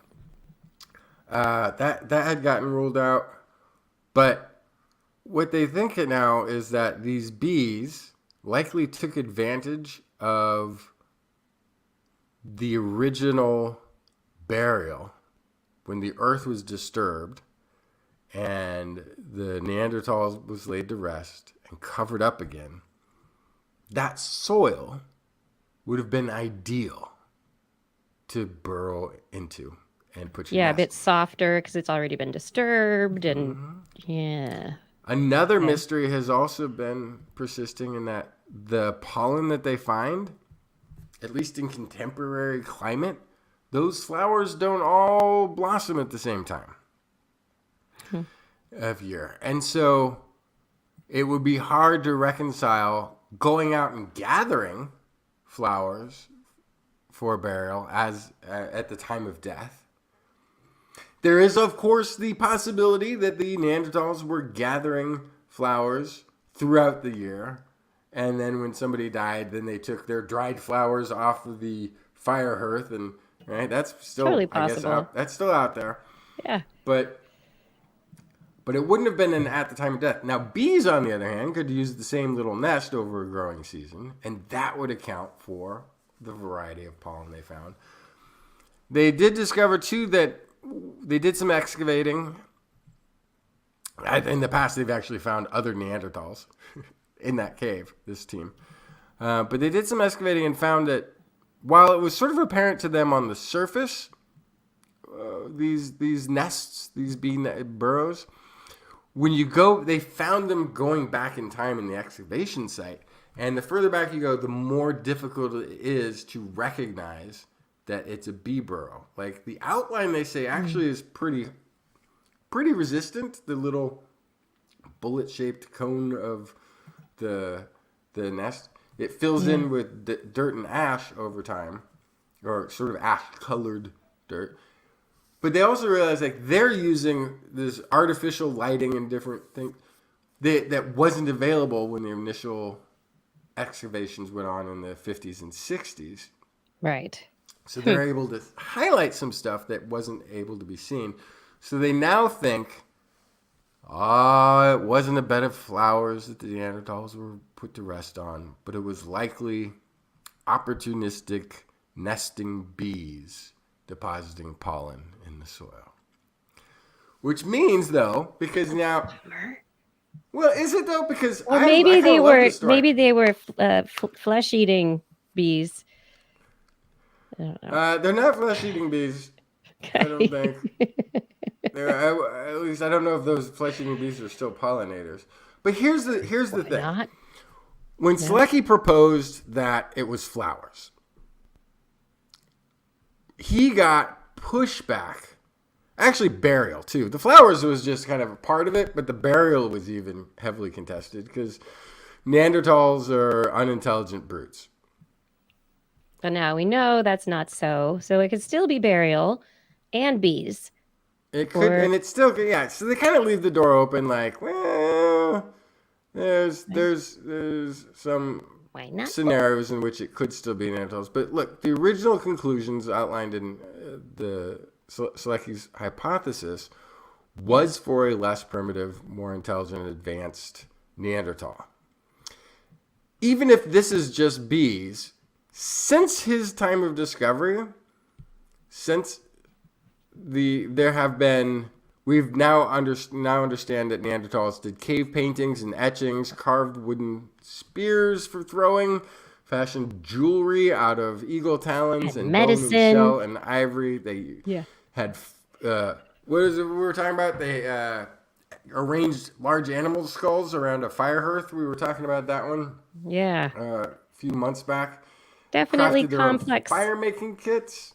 They made birch tar, a synthetic adhesive that they had to distill in this specific type of fire pit. And they were charming enough to interbreed with the ancestors of most current humans. So, in the time, now you think about it and you go, oh, and they threw some flowers into a gravesite. But at the time, it was novel, and maybe it led the way to looking at Neanderthals as more culturally complex. I really think it did. I think that it was the moment in which Selecki's hypothesis changed the mindset of everybody looking at Neanderthal sites. And that's when the discovery started to come about. Where like, hey, this cave is actually too old to have been modern man making this fire. Or, my goodness, the little holes in those bits of bone and ivory, maybe we should look at them again. Maybe they're not all an accident. Or whatever it was, right? So yeah, I think it may be these burrowing bees that changed the opinions of researchers looking at Neanderthals. But maybe there were flowers too. Who knows? But it's very possible. Yeah, I love that. And, whether or not the original study is now, falsified or there are different, this is how science advances. but it's an interesting thing that, maybe just looking at it differently led the way, which is kind of what we need sometimes. I have a couple of stories for the end of the show here. My second to last story is a little batty. If you don't believe me, no, I'm not going to go to bees. It's all about bats and their brains. And you already did. So when you make a bad pun out loud, why can't I double down? You can't then say that you're not going to do it. If you've already committed to the point. You didn't hear? Maybe there was more to it. Okay, never mind. I'm sorry. I was punning off of your bee story, Justin. I got that, but then you did the pun, and then you said, I'm not going to do a pun, but it was after the pun. That's what I'm just saying. Your guy can't do a pun and then say you're not going to do a pun. It's too late. Pun's out of the bag. It's not even a pun. Don't laugh. You can't laugh at that. That's not even funny. Oops, I spilled my bag of puns. You can't get the pun back in the bag. It's impossible. And a pun over Pun's there. out of the bag, pun everybody. over there. This is too punny. You know what pun's like? Tuna.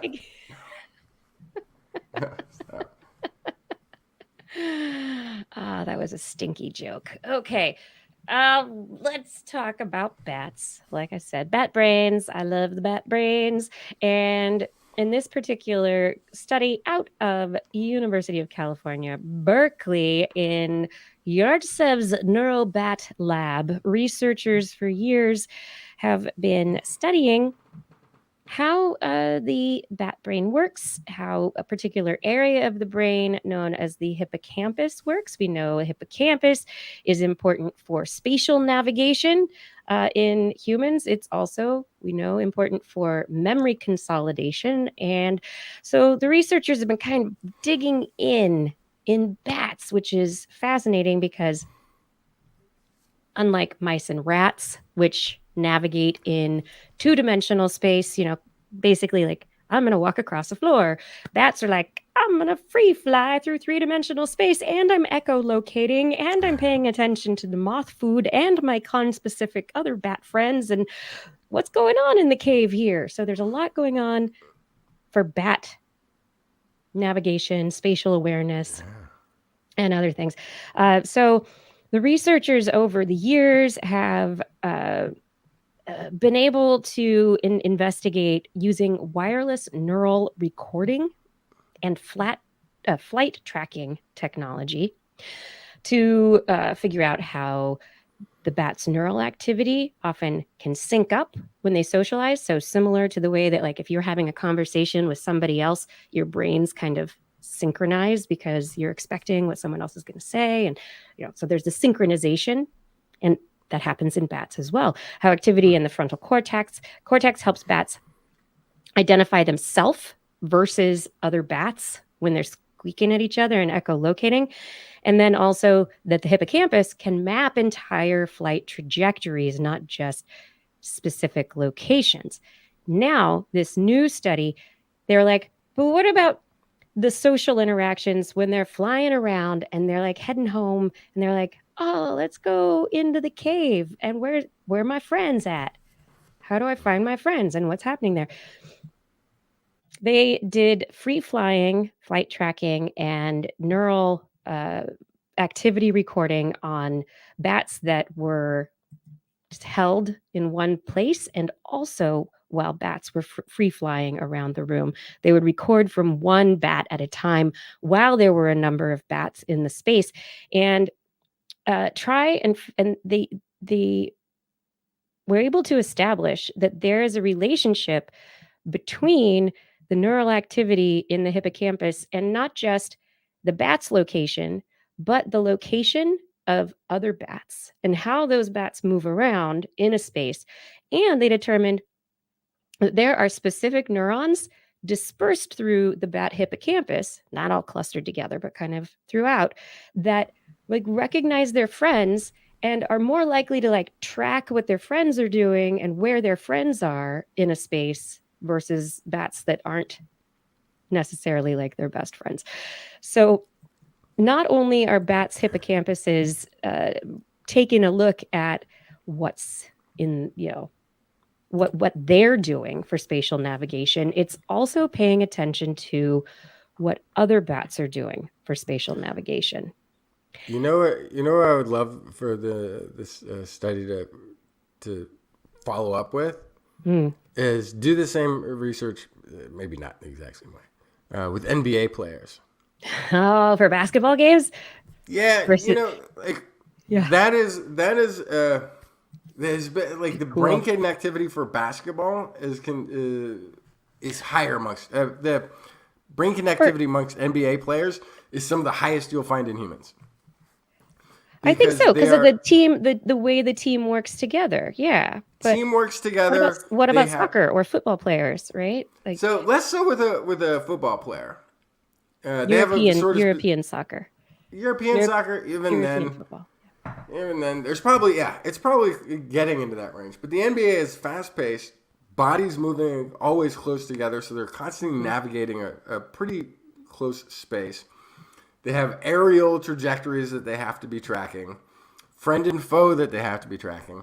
Some report or study on this a long time ago that showed the highest connectivity that they found was in, I don't know if they didn't look at soccer players, but the highest human brain connectivity that they found was in NBA players and taxi drivers in London. Right. So the taxi driver stuff is really interesting because taxi drivers, that's one of like the first studies with people and looking at the size of the hippocampus with relation to the amount of spatial knowledge and awareness that individuals have. That's one of like the first studies that were beyond just looking at rats and mice that actually was like, oh, the hippocampus seems to be bigger and or have a denser cellular structure or be more active in London taxi drivers than in just a country driver. Basketball players, well. Yeah. And so this, I think, though, is like, as opposed to just, I know where I am in the city and I know what's happening here.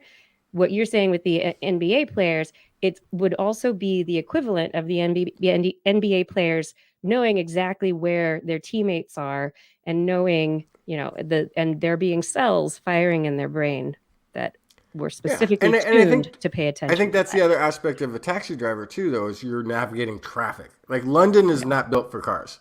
Like it is, it's built for horse and carriage, and they've put a bunch of cars in there, and they're all driving, by the way, on the wrong side of the road. Oh, really? Yes, they are, and they have to look out for. And they have to look out for tourists because everybody from around the world goes and visits there, and none of them can really adapt to looking the right way before crossing the street. So there's constantly pedestrians wandering out into traffic, looking the wrong way. Yeah. It's like they have a lot of things that they have to track aside from just location, right? So they've also got all these opposition things with pedestrians and their cohorts of other cars that are navigating the traffic with them. Yeah. And I think this is one of the interesting questions is, how does this balance with that paying attention to just other humans around us, you being spatially aware, but just paying attention to where other people are. And some people being hyper aware and being like, oh my gosh, that person's going to step into traffic, or, oh, hey, I'm only paying attention to my friend Anne, or I only care that my friend Anne is on the corner. I'm not paying attention to anybody else around here. And what is the difference in the hippocampal behavior in that kind of spatial awareness? The spatial awareness of somebody who's more likely to get into a car accident because they just don't pay attention as well, or the hippocampus doesn't react as well spatially, or they're one of those people that makes eye contact when they talk and can't help it. Have you ever been in a car with somebody who's driving and they're one of these eye contact talkers? I am very anxious that please put your eyes on the road, please. Yep, no, I can't. What are you saying? You want me to keep my eyes on the road? Is that what you're saying? No. You can talk without making eye contact. It's fine. Keep your eyes on the road. Yeah, but so this is really just a fascinating new aspect of looking at the hippocampus in terms of social behavior, which hasn't really been investigated before. It was specifically investigated because of how interesting bat ecology is, how their social dynamics, but there are lots of other animals that have really interesting spatial and social behaviors as well. Birds with the murmurations, fish that school together, or even humans in crowds, or humans just driving. What is happening, and what are the differences between friends, strangers, how we pay attention, or how our hippocampuses are set up to be able to pay attention to those spatial aspects or social aspects of the spatial environment, which I think is an interesting new kind of way to look at the hippocampus, which hasn't really been discussed before. So very exciting. Bat hippocampus, super complex. We need to learn more. Let's go batty, everyone. It's a super double blue moon tonight. Go batty. We might also be going batty because our brains are full of microplastics. You eat them all and then they go into your gut and then they go into your blood and then they go to all your tissues, according to a new study that has just been published. Woohoo! Out of the University of Rhode Island, Jamie Ross, a professor there. She and her team looked at neurobehavioral and inflammatory responses to microplastic exposure. And it's okay. Inflammatory aspects of microplastic exposure, we've seen some of that evidence before, but wait a minute. In the brain? How would little plastics get into the brain? Well, in this particular study that was just published in the International Journal of Molecular Sciences, they didn't look at humans. They did look at old and young mice. And they exposed these old and young mice to microplastics. 3 weeks of exposure, water that was treated with fluorescently labeled pristine polystyrene microplastics. So fluorescent labels allow the researchers to then track these microplastics, little tiny polystyrene beads or polymers, and figure out where they went throughout the body.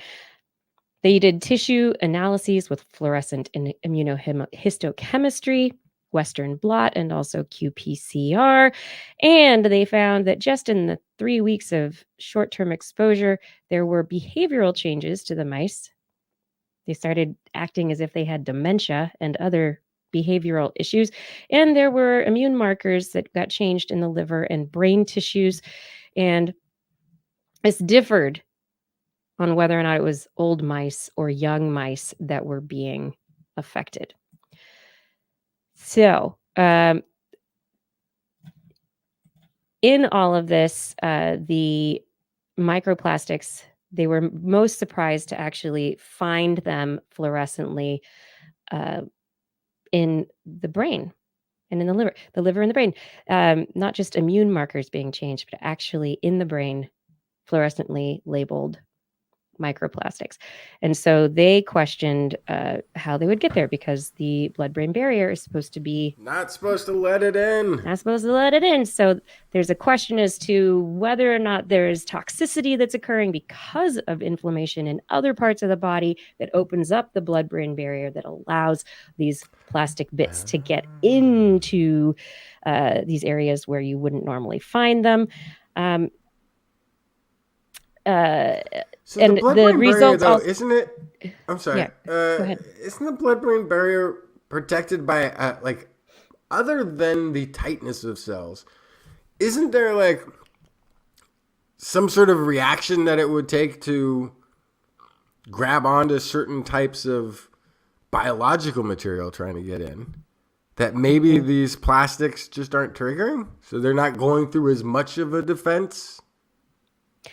Possibly, but what they did find in the brain that is particularly striking is that it caused a decrease in one of a glial cell protein. So it's a glial fibrillary acidic protein called GFAP. And this protein supports a lot of healthy processes. It's part of the astrocytes and glial cell like garbage removal system.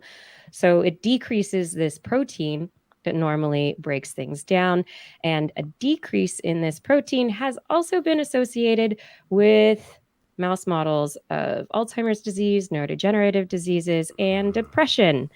And so the link between the microplastics and the change in the GFAP signaling Not good. is something, it's not good, but they're saying they want to understand how this is happening and specifically how these microplastics might be changing the brain's ability to maintain homeostasis and maintain its healthy state. So, yeah, mice, not humans. It affected old mice more than young mice. So, hey, kids, enjoy your plastics while you can. If you're older, maybe we should, stop using the straws and the plastic bags. And actually, if you're older, it's probably too late. It's everywhere. It's in your brain already. Anyway, yes, we're full of plastics. Every single tissue they looked at. Wow. They're fluorescently labeled polystyrene. Wait a second. I thought we were just polluting the planet, not ourselves. I'm not standing for this. This is you pollute one, you're in that planet. You're an organism that's on the earth. So if the earth is in any way polluted, chances are, so are you. And if you don't think it's true, ask the Germans about their truffles. Ask them about their hot boars. How are your hot German boars? The wild German They're boars. wild, hot German boars.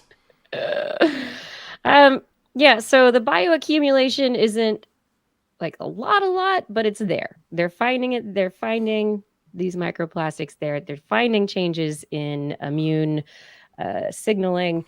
And this is not great, everybody. But so there's a lot more work that definitely needs to be done to determine what this really means for aging, for our use of plastics, how plastics are influencing the environment, and what we can do about that. So, At what point do we need to start recycling? I think recycling humans. I don't want recycled humans. Is that'll be like worse than the bioaccumulation from the truffles and the wild boars already.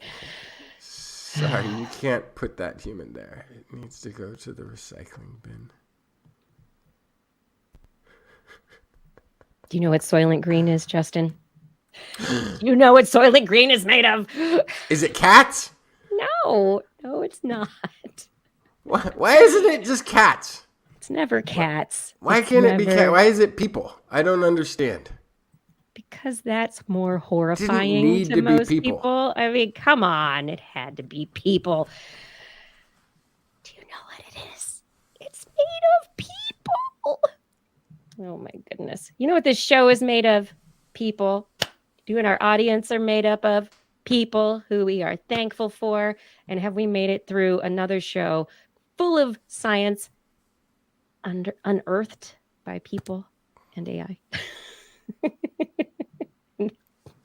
Hopefully all the stories that were reported on this show were written by people. Let me try to go there. For some degree. There's truth to this. Have we done this? Have we finished? I think we have. Although, just quick note on what you just said. I think did I already talk about this? I was reading a story coverage of a study that was talking about a 15 billion year old virus. Which I thought was pretty amazing because How? because How? never mind the span of time of life on the planet. This planet itself isn't 15. The universe, for the most part, it might be now, but it might be older than the universe. Like 15 billion years is like a long time. So I went and looked at the study to see what happened. And apparently it was a notation of 15, what was it, BY before present year or something like this. So it was 15-year-old. This virus had So somebody had circulated.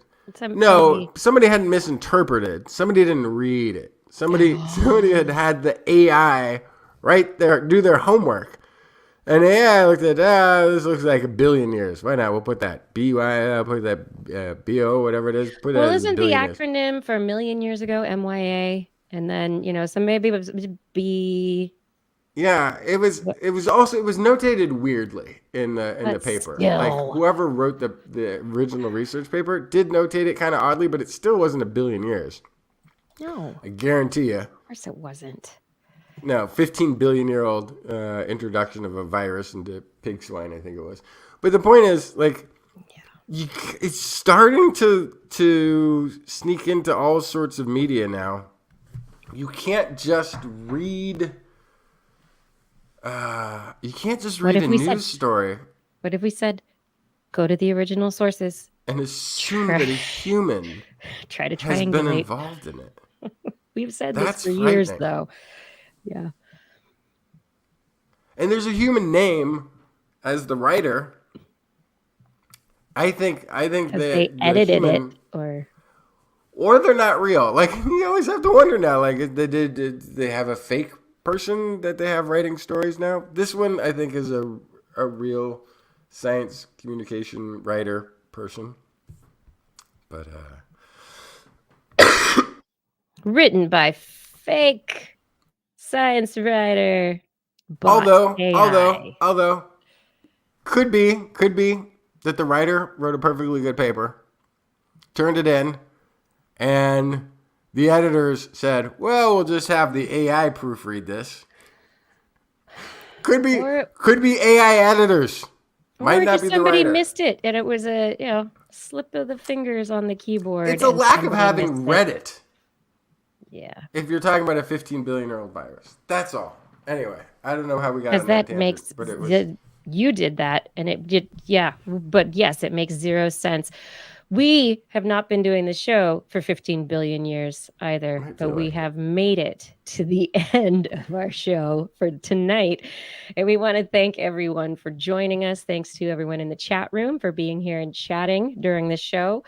And yes, as Shoebrood says, go out after we're done here and see the super blue moon before you go to bed tonight if it's still up. Or Justin, maybe you missed it already. I don't know. I saw a moon last night. It looked like a full moon. It wasn't blue. It was kind of orange. Like I'm a whole different twice latitude. 3 times a blue moon. I want to thank Fada for the show notes and social media work that Fada does. I want to thank Identity for recording the show. And I want to thank Gord, Arnlore, and others for keeping the chat rooms a great place to hang out. Thank y'all for being here and being friendly and keeping it a place where we all feel safe and good to be. And of course, Rachel, thank you for editing the show. And especially today, because this is going to be awful with all my coffee interruptions. And I want to thank absolutely our Patreon sponsors for their sponsorship of this show. Thank you to Arthur Kepler, Craig Potts, Mary Gertz, Teresa Smith, Richard Badge, Bob Cowles, Kent Northcote, Rick Loveman, George Korris, Pierre Velazarb, John Ratnaswamy, Carl Kornfeld, Chris Wozniak, Verigard, Chef Stad, Donathan Stiles, a.k.a. Don Stylo, Ali Coffin, Reagan, Sarah Forfar, Don Mundus, Stephen Alberon, Daryl Myshak, Stu Pollock, Andrew Swanson, Fredus104, Sky Luke, Paul Ronovich, Kevin Reardon, Noodles Jack, Brian Carrington, David E. Youngblood, Sean Clarence Lamb, John McKee, Greg Riley, Mark Hessenflow, Steve Leisman, a.k.a. Zima, Ken Hayes, Howard Tan, Christopher Rappin, Richard, Brendan Minish, Johnny Gridley, Clemmy Day, G. Burton Lattimore, Flying Out, Christopher Dreyer, Artyom, Greg Briggs, John Atwood, Rudy Garcia, Dave Wilkinson, Rodney Lewis, Paul Rick Ramus, Philip Shane, Kurt Larson, Craig Landon, Jason Olds, Dave Neighbor, Eric Knapp, E.O., Adam Mishkon, Kevin Parachan, Aaron Luthen, Steve DePel, Bob Calder, Marjorie Paul D. Disney, David Simmerly, Patrick Pecoraro, and Tony Steele. Thank you for all of your support of TWIS. And if you are interested in supporting us on Patreon, head over to twis.org and click on the Patreon link on next week's show. We will be back Wednesday, 8 p.m. Pacific time, and again Thursday, 5 a.m. Central European time, broadcasting live from our YouTube and Facebook channels and from twis.org/live. Want to listen to us as a podcast? We hope you already are, but if you're not, you can look for This Week in Science wherever podcasts are found. And if you enjoyed the show, get your friend to subscribe on their podcast machine also. For more information on anything you've heard here today, show notes, links to stories and studies will be available on our website, www.twis.org. You can also sign up for a newsletter. And we will mail one someday. Someday.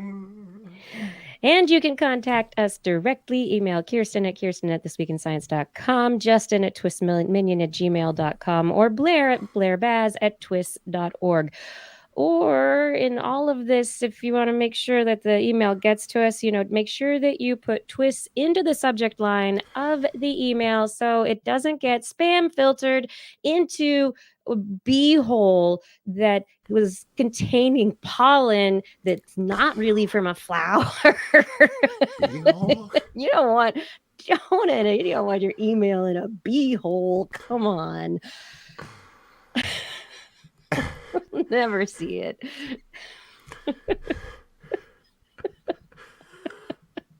You're welcome.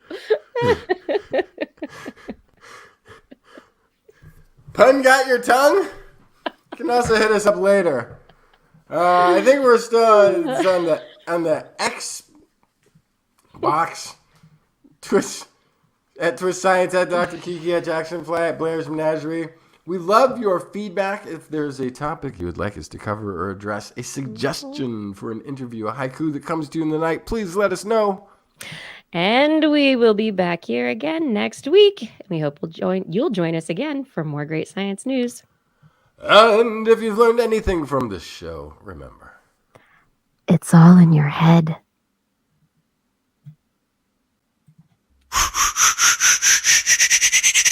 This Week in Science. This Week in Science. This Week in Science. This Week in Science, it's the end of the world. So I'm setting up shop, got my banner unfurled. It says the scientist is in, I'm gonna sell my advice. Show them how to stop the robots with a simple device. I'll reverse global warming with a wave of my hand. And all it'll cost you is a couple of grand. 'Cause this week's science is coming your way. So everybody listen to what I say. I use the scientific method for all that it's worth. And I'll broadcast my opinion all over the earth.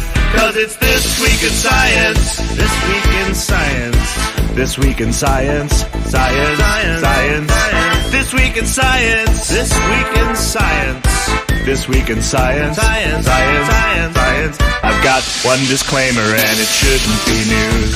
That what I say may not represent your views. But I've done the calculations and I've got a plan. I've done all the calculations, and it is now the after show. Oh, the marked You have Soylent Green and it does not contain people. Are you sure about that? It would never say it if it did. I mean, they can't. The Soylent product. It used to contain shrimp or algae or something, didn't it? Yes. Wheelie Green, thank you so much. You made an interesting comment, so I was so glad I could feature it. Thanks for joining us from the UK. Yes, even though Justin will say that you drive on the wrong side of the road.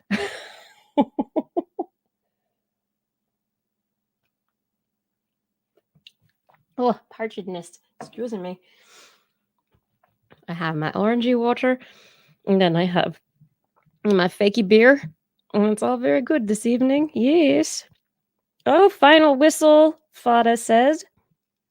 For those who like the European football, soccer, Timbers have won. Go Portland!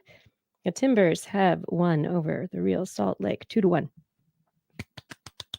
Good job, Portland. Portland Timbers is a great, great football team.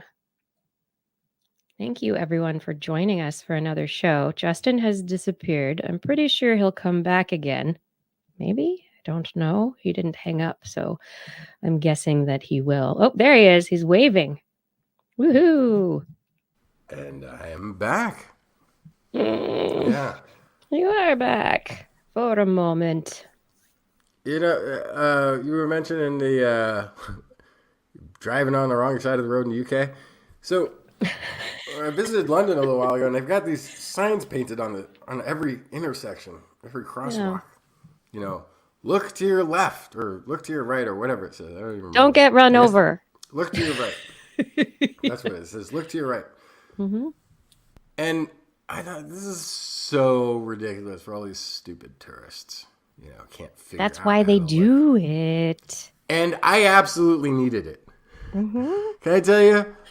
I absolutely almost walked into traffic several times. But who are you hanging out with? You were with Roy. I was with Roy, and there were people involved. At some point there would be, yeah. But were you more likely to step into traffic after the pub or before? Probably before, honestly.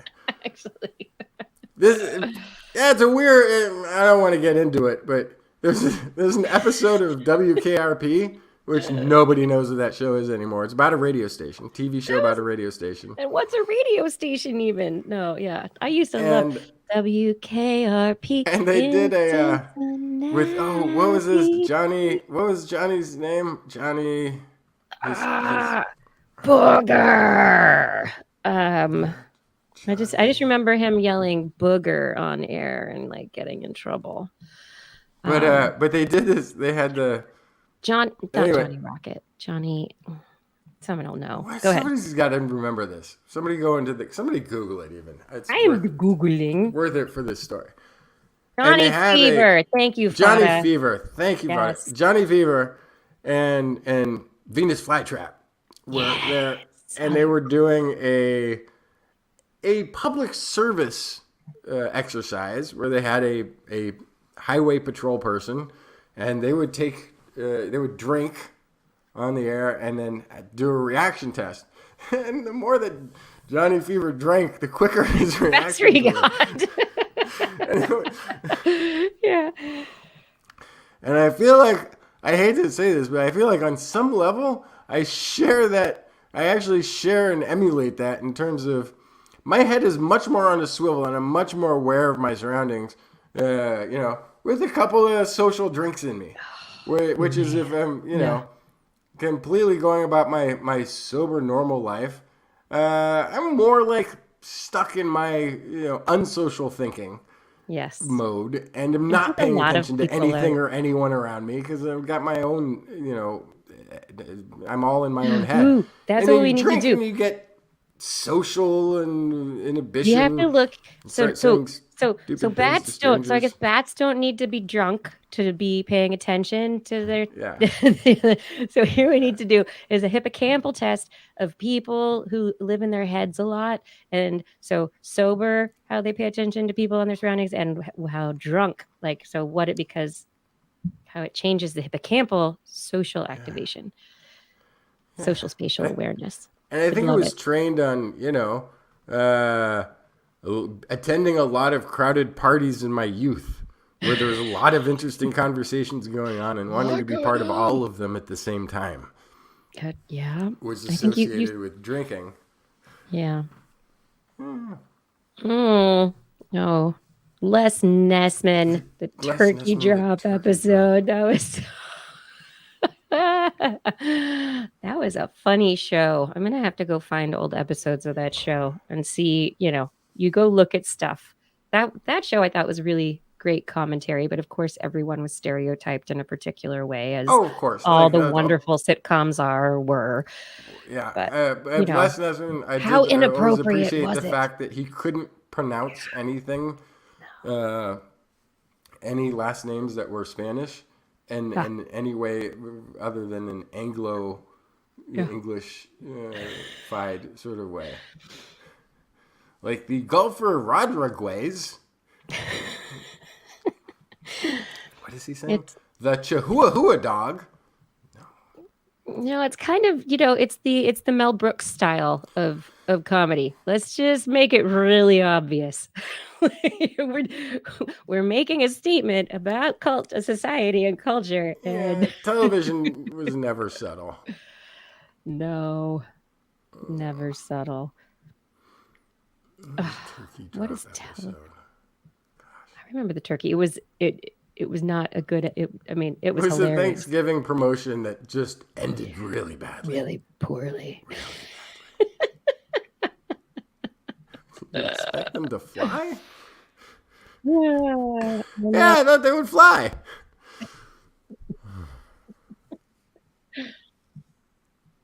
Shubru said that he's going to be starting a radio program on the local station in a couple of weeks. That's awesome. Wait, what? Yeah. I missed it. What's being said? Chat on YouTube said, I start my new radio show on our local station in a couple of weeks. Who? Shubru? Shubru. Yes. Nice. Congratulations. I'm excited. Awesome. That's fantastic. I hope you have a lot of fun. No turkey drops, okay? And what's it going to be about? What are you talking about? Goodness forbid you say booger. What's your are you spinning? Do they spin records anymore? Are you playing music? Is it a talk show? What you doing, Shubru?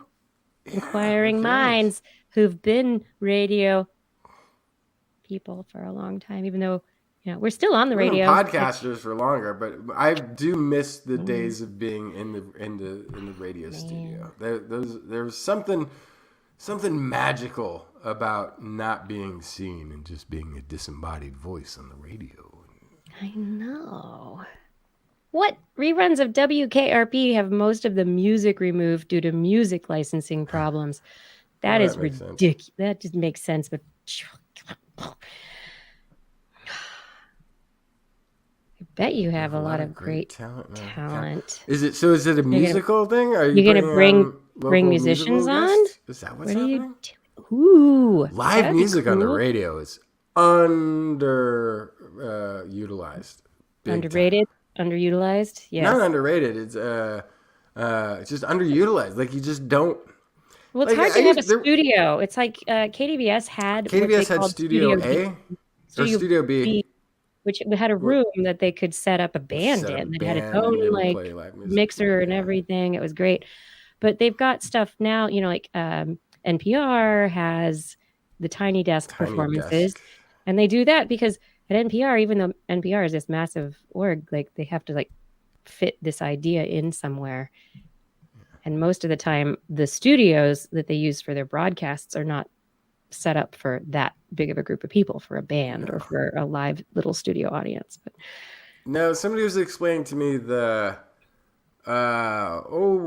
Sirius studio headquarters, like where all the serious podcasts were coming from at one point in New York, was just a series of cubicles. Basically, I bet. Of studio cubicles, when all the cubicle goes all Soundproofing and yeah. But they were basically these booths. And so like you could run into all the different podcasters there, which sounded like kind of a fun thing. Let you go into your little room. Physically went to the location to do the things. Yep. So often. I mean, and now here I am at home. You're at home. Yeah, which is also nice because there's no way that we could go to the same studio for the last decade and a half. Right? Yeah. Or whatever. I know. We've been able to do this because of the fact that we can be remote now and use the technology. Yeah. Thank you, technology. As much as sometimes I shake my fist at technology, I do. That was a great. Appreciate. Who is the? Oh gosh, now I'm going to forget the name. The quack psychologist who's about to lose his license. Doctor, not a philanthropist. Dr. Philanthropist. Yeah. Entrepreneur doctor or whatever the heck is. That voice that you did there was... I can't even do it. I can't even do the voice. But you did it. It sounds exactly like that guy. He's an awful human. Jordan Peterson, thank you. Oh, gosh. That's who he sounded like. Really? Oh, I'm so sorry. That's how he talks. I'm going to shake my fist at it and not talk That's perfect. Yeah, that's perfect. That's how he talks. So from now on, we will be airing after shows of Dr. Kiki's Jordan Peterson impersonation show. No. Dear goodness, no. Not at all. That doesn't... No. Frasier, yes. Well, Frasier was like that as well. He was very stiff upper lip, very mid-Atlantic kind of accent. Oh yeah, he kind of did do a mid-Atlantic. It was a little that fake accent that's not really from anywhere. Yeah.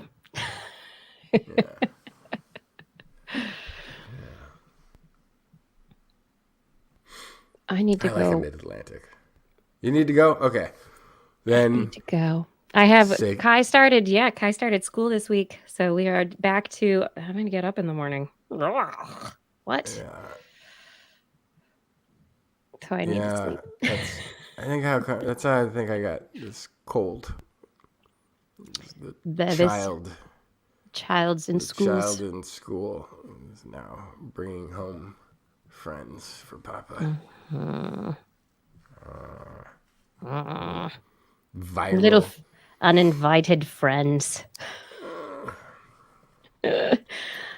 You look at them and you say, "I did not invite you, my little uninvited friends. What are you doing here?" Oh. Well, what they say, if it doesn't kill you, it makes you stronger. Unless it doesn't, in which case it might just weaken you. Yeah. Wait, you have to do the sign off first, though. I can't do it because then we have no way to end it. That's right. Okay. Say good morning, Justin. That is really going to freak me out. I now want to go grab some Jordan Peterson clips and have you do different voiceovers for it. That'd be really funny. It's better than a deep fake. It's that good. Actually, it's been obvious for a long time that I'm a complete and total fraud.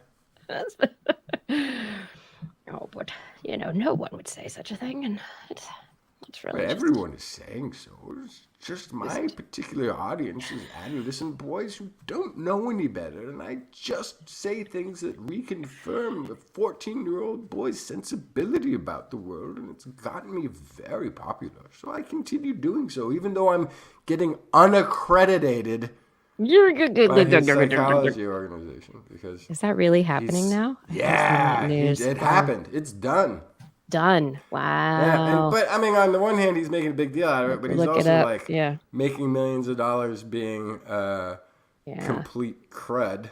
So I don't think he cares. But I think this is the thing that So I know I was going to say goodnight, but this is a thing that I think is important in science communication, and there needs to be a distinction made that people like sign on to the responsibility of being transparent and as credible in the things that they talk about as possible. And I think it is really important because there's a lot of misinformation out there. And so, there are researchers who've gone into the sensationalist aspect of things, who muddy waters, who don't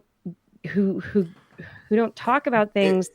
And just to be clear, if you're not familiar with Jordan Peterson, he does much critical. worse than that. It's not even research. It's not even a suggestion of research based at this point. It's just idiocy and dangerous mindsets. I don't see the dangerous stuff, and people believe it because there's a little nugget of truth in there somewhere. Not in him. Not for anywhere. A long time, at least. But you're right. We do need to be credible, which is why next week I'm doing nothing but UAP and alien stories, because apparently there's a difference between credibility and having a big following and making a lot of money. So I think I might. Are we doing it? Are we just going to choose? I think we should having a huge following. Are we going to go? Choose having a huge following by saying a lot of suspect things with nuggets of truth from science, and then make all these extrapolations that sound frightening or amazing. Or the difference is, like, when we extrapolate, we're doing it as an obvious extrapolation. It's like we're speculating. We're just That's speculating different. and thinking, and I'm not telling you that this thing that I am kind of processing and like kind of go through from a critical angle. I'm not saying that's the truth. I'm saying, oh, look at this study, and this is what they found. So let's think about it this other way. And we're talking about it, but we're not. No, that's a science discussion. That's fine. That's totally reasonable. That's totally sane. But I'm thinking what we need is a set agenda that we stick to and try to make all of the science that we encounter fit the mold of this narrative we want to tell in a way that our audience finds self-fulfilling. Because I think the audience that we have. The audience that we might need. I'm sorry, current audience. Obviously, really? If you're here now, you're not the people that we're going to be looking for in the future. I don't want to lose. We're going to a. No, we're not. Was it a greater denominator, a lower threshold of accuracy? We're going to be switching up the show. No.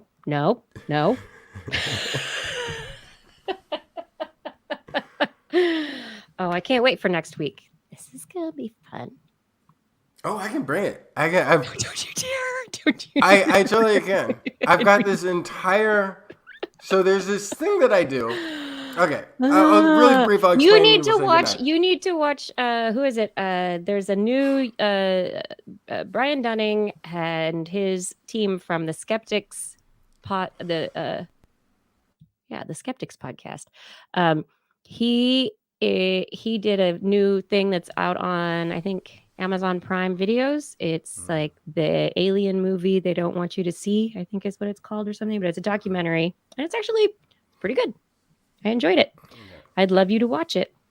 I'll go check it out. Right. Thank you. My version of all of that, this sort of thing, is to approach it actually the same way I would approach writing up a scientific study. Which is, I suspend all doubt. I'm just going to believe everything that I read that's in there. But I still have, maintained the critical eye. So if the data that they present doesn't match the conclusion, then I've got a question. Then I'll start to interrogate. But if essentially I'm just going to suspend all doubt and believe what the study is saying until something is triggered at. So the idea would be, is suspending all doubt and believing all the eyewitness accounts for whether it's ghosts or aliens or UFOs or Bigfoot or whatever it is, and then see where that takes you. Yes. And I've had quite a bit of fun with this. What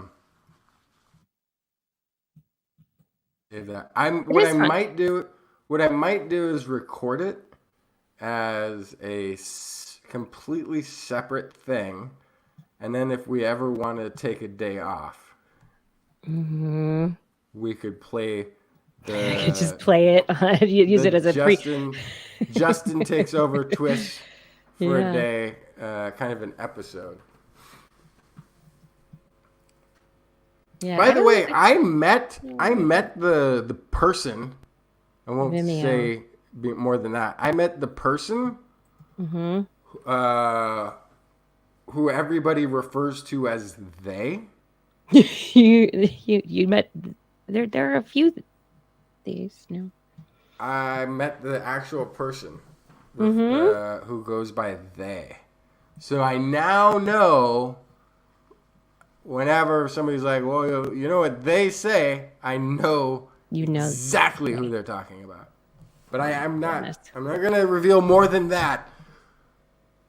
Secret knowledge. But I'll give hints. I'll give hints in a lengthy 4-hour podcast No more. about how they are behind everything.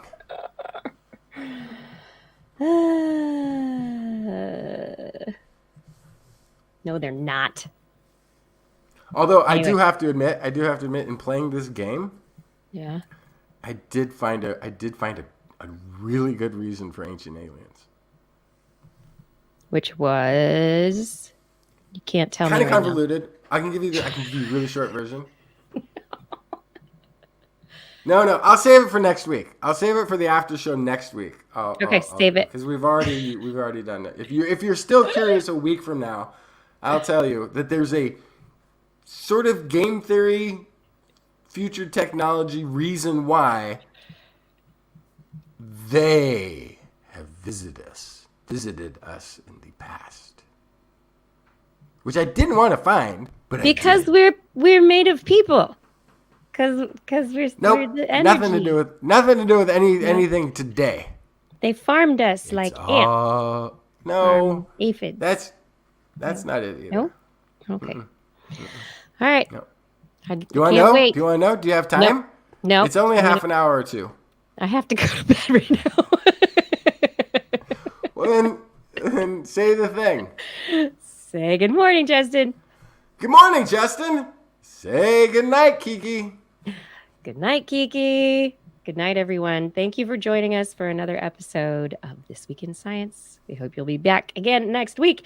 And in the meantime, stay safe, stay healthier than Justin, stay curious, and stay lucky.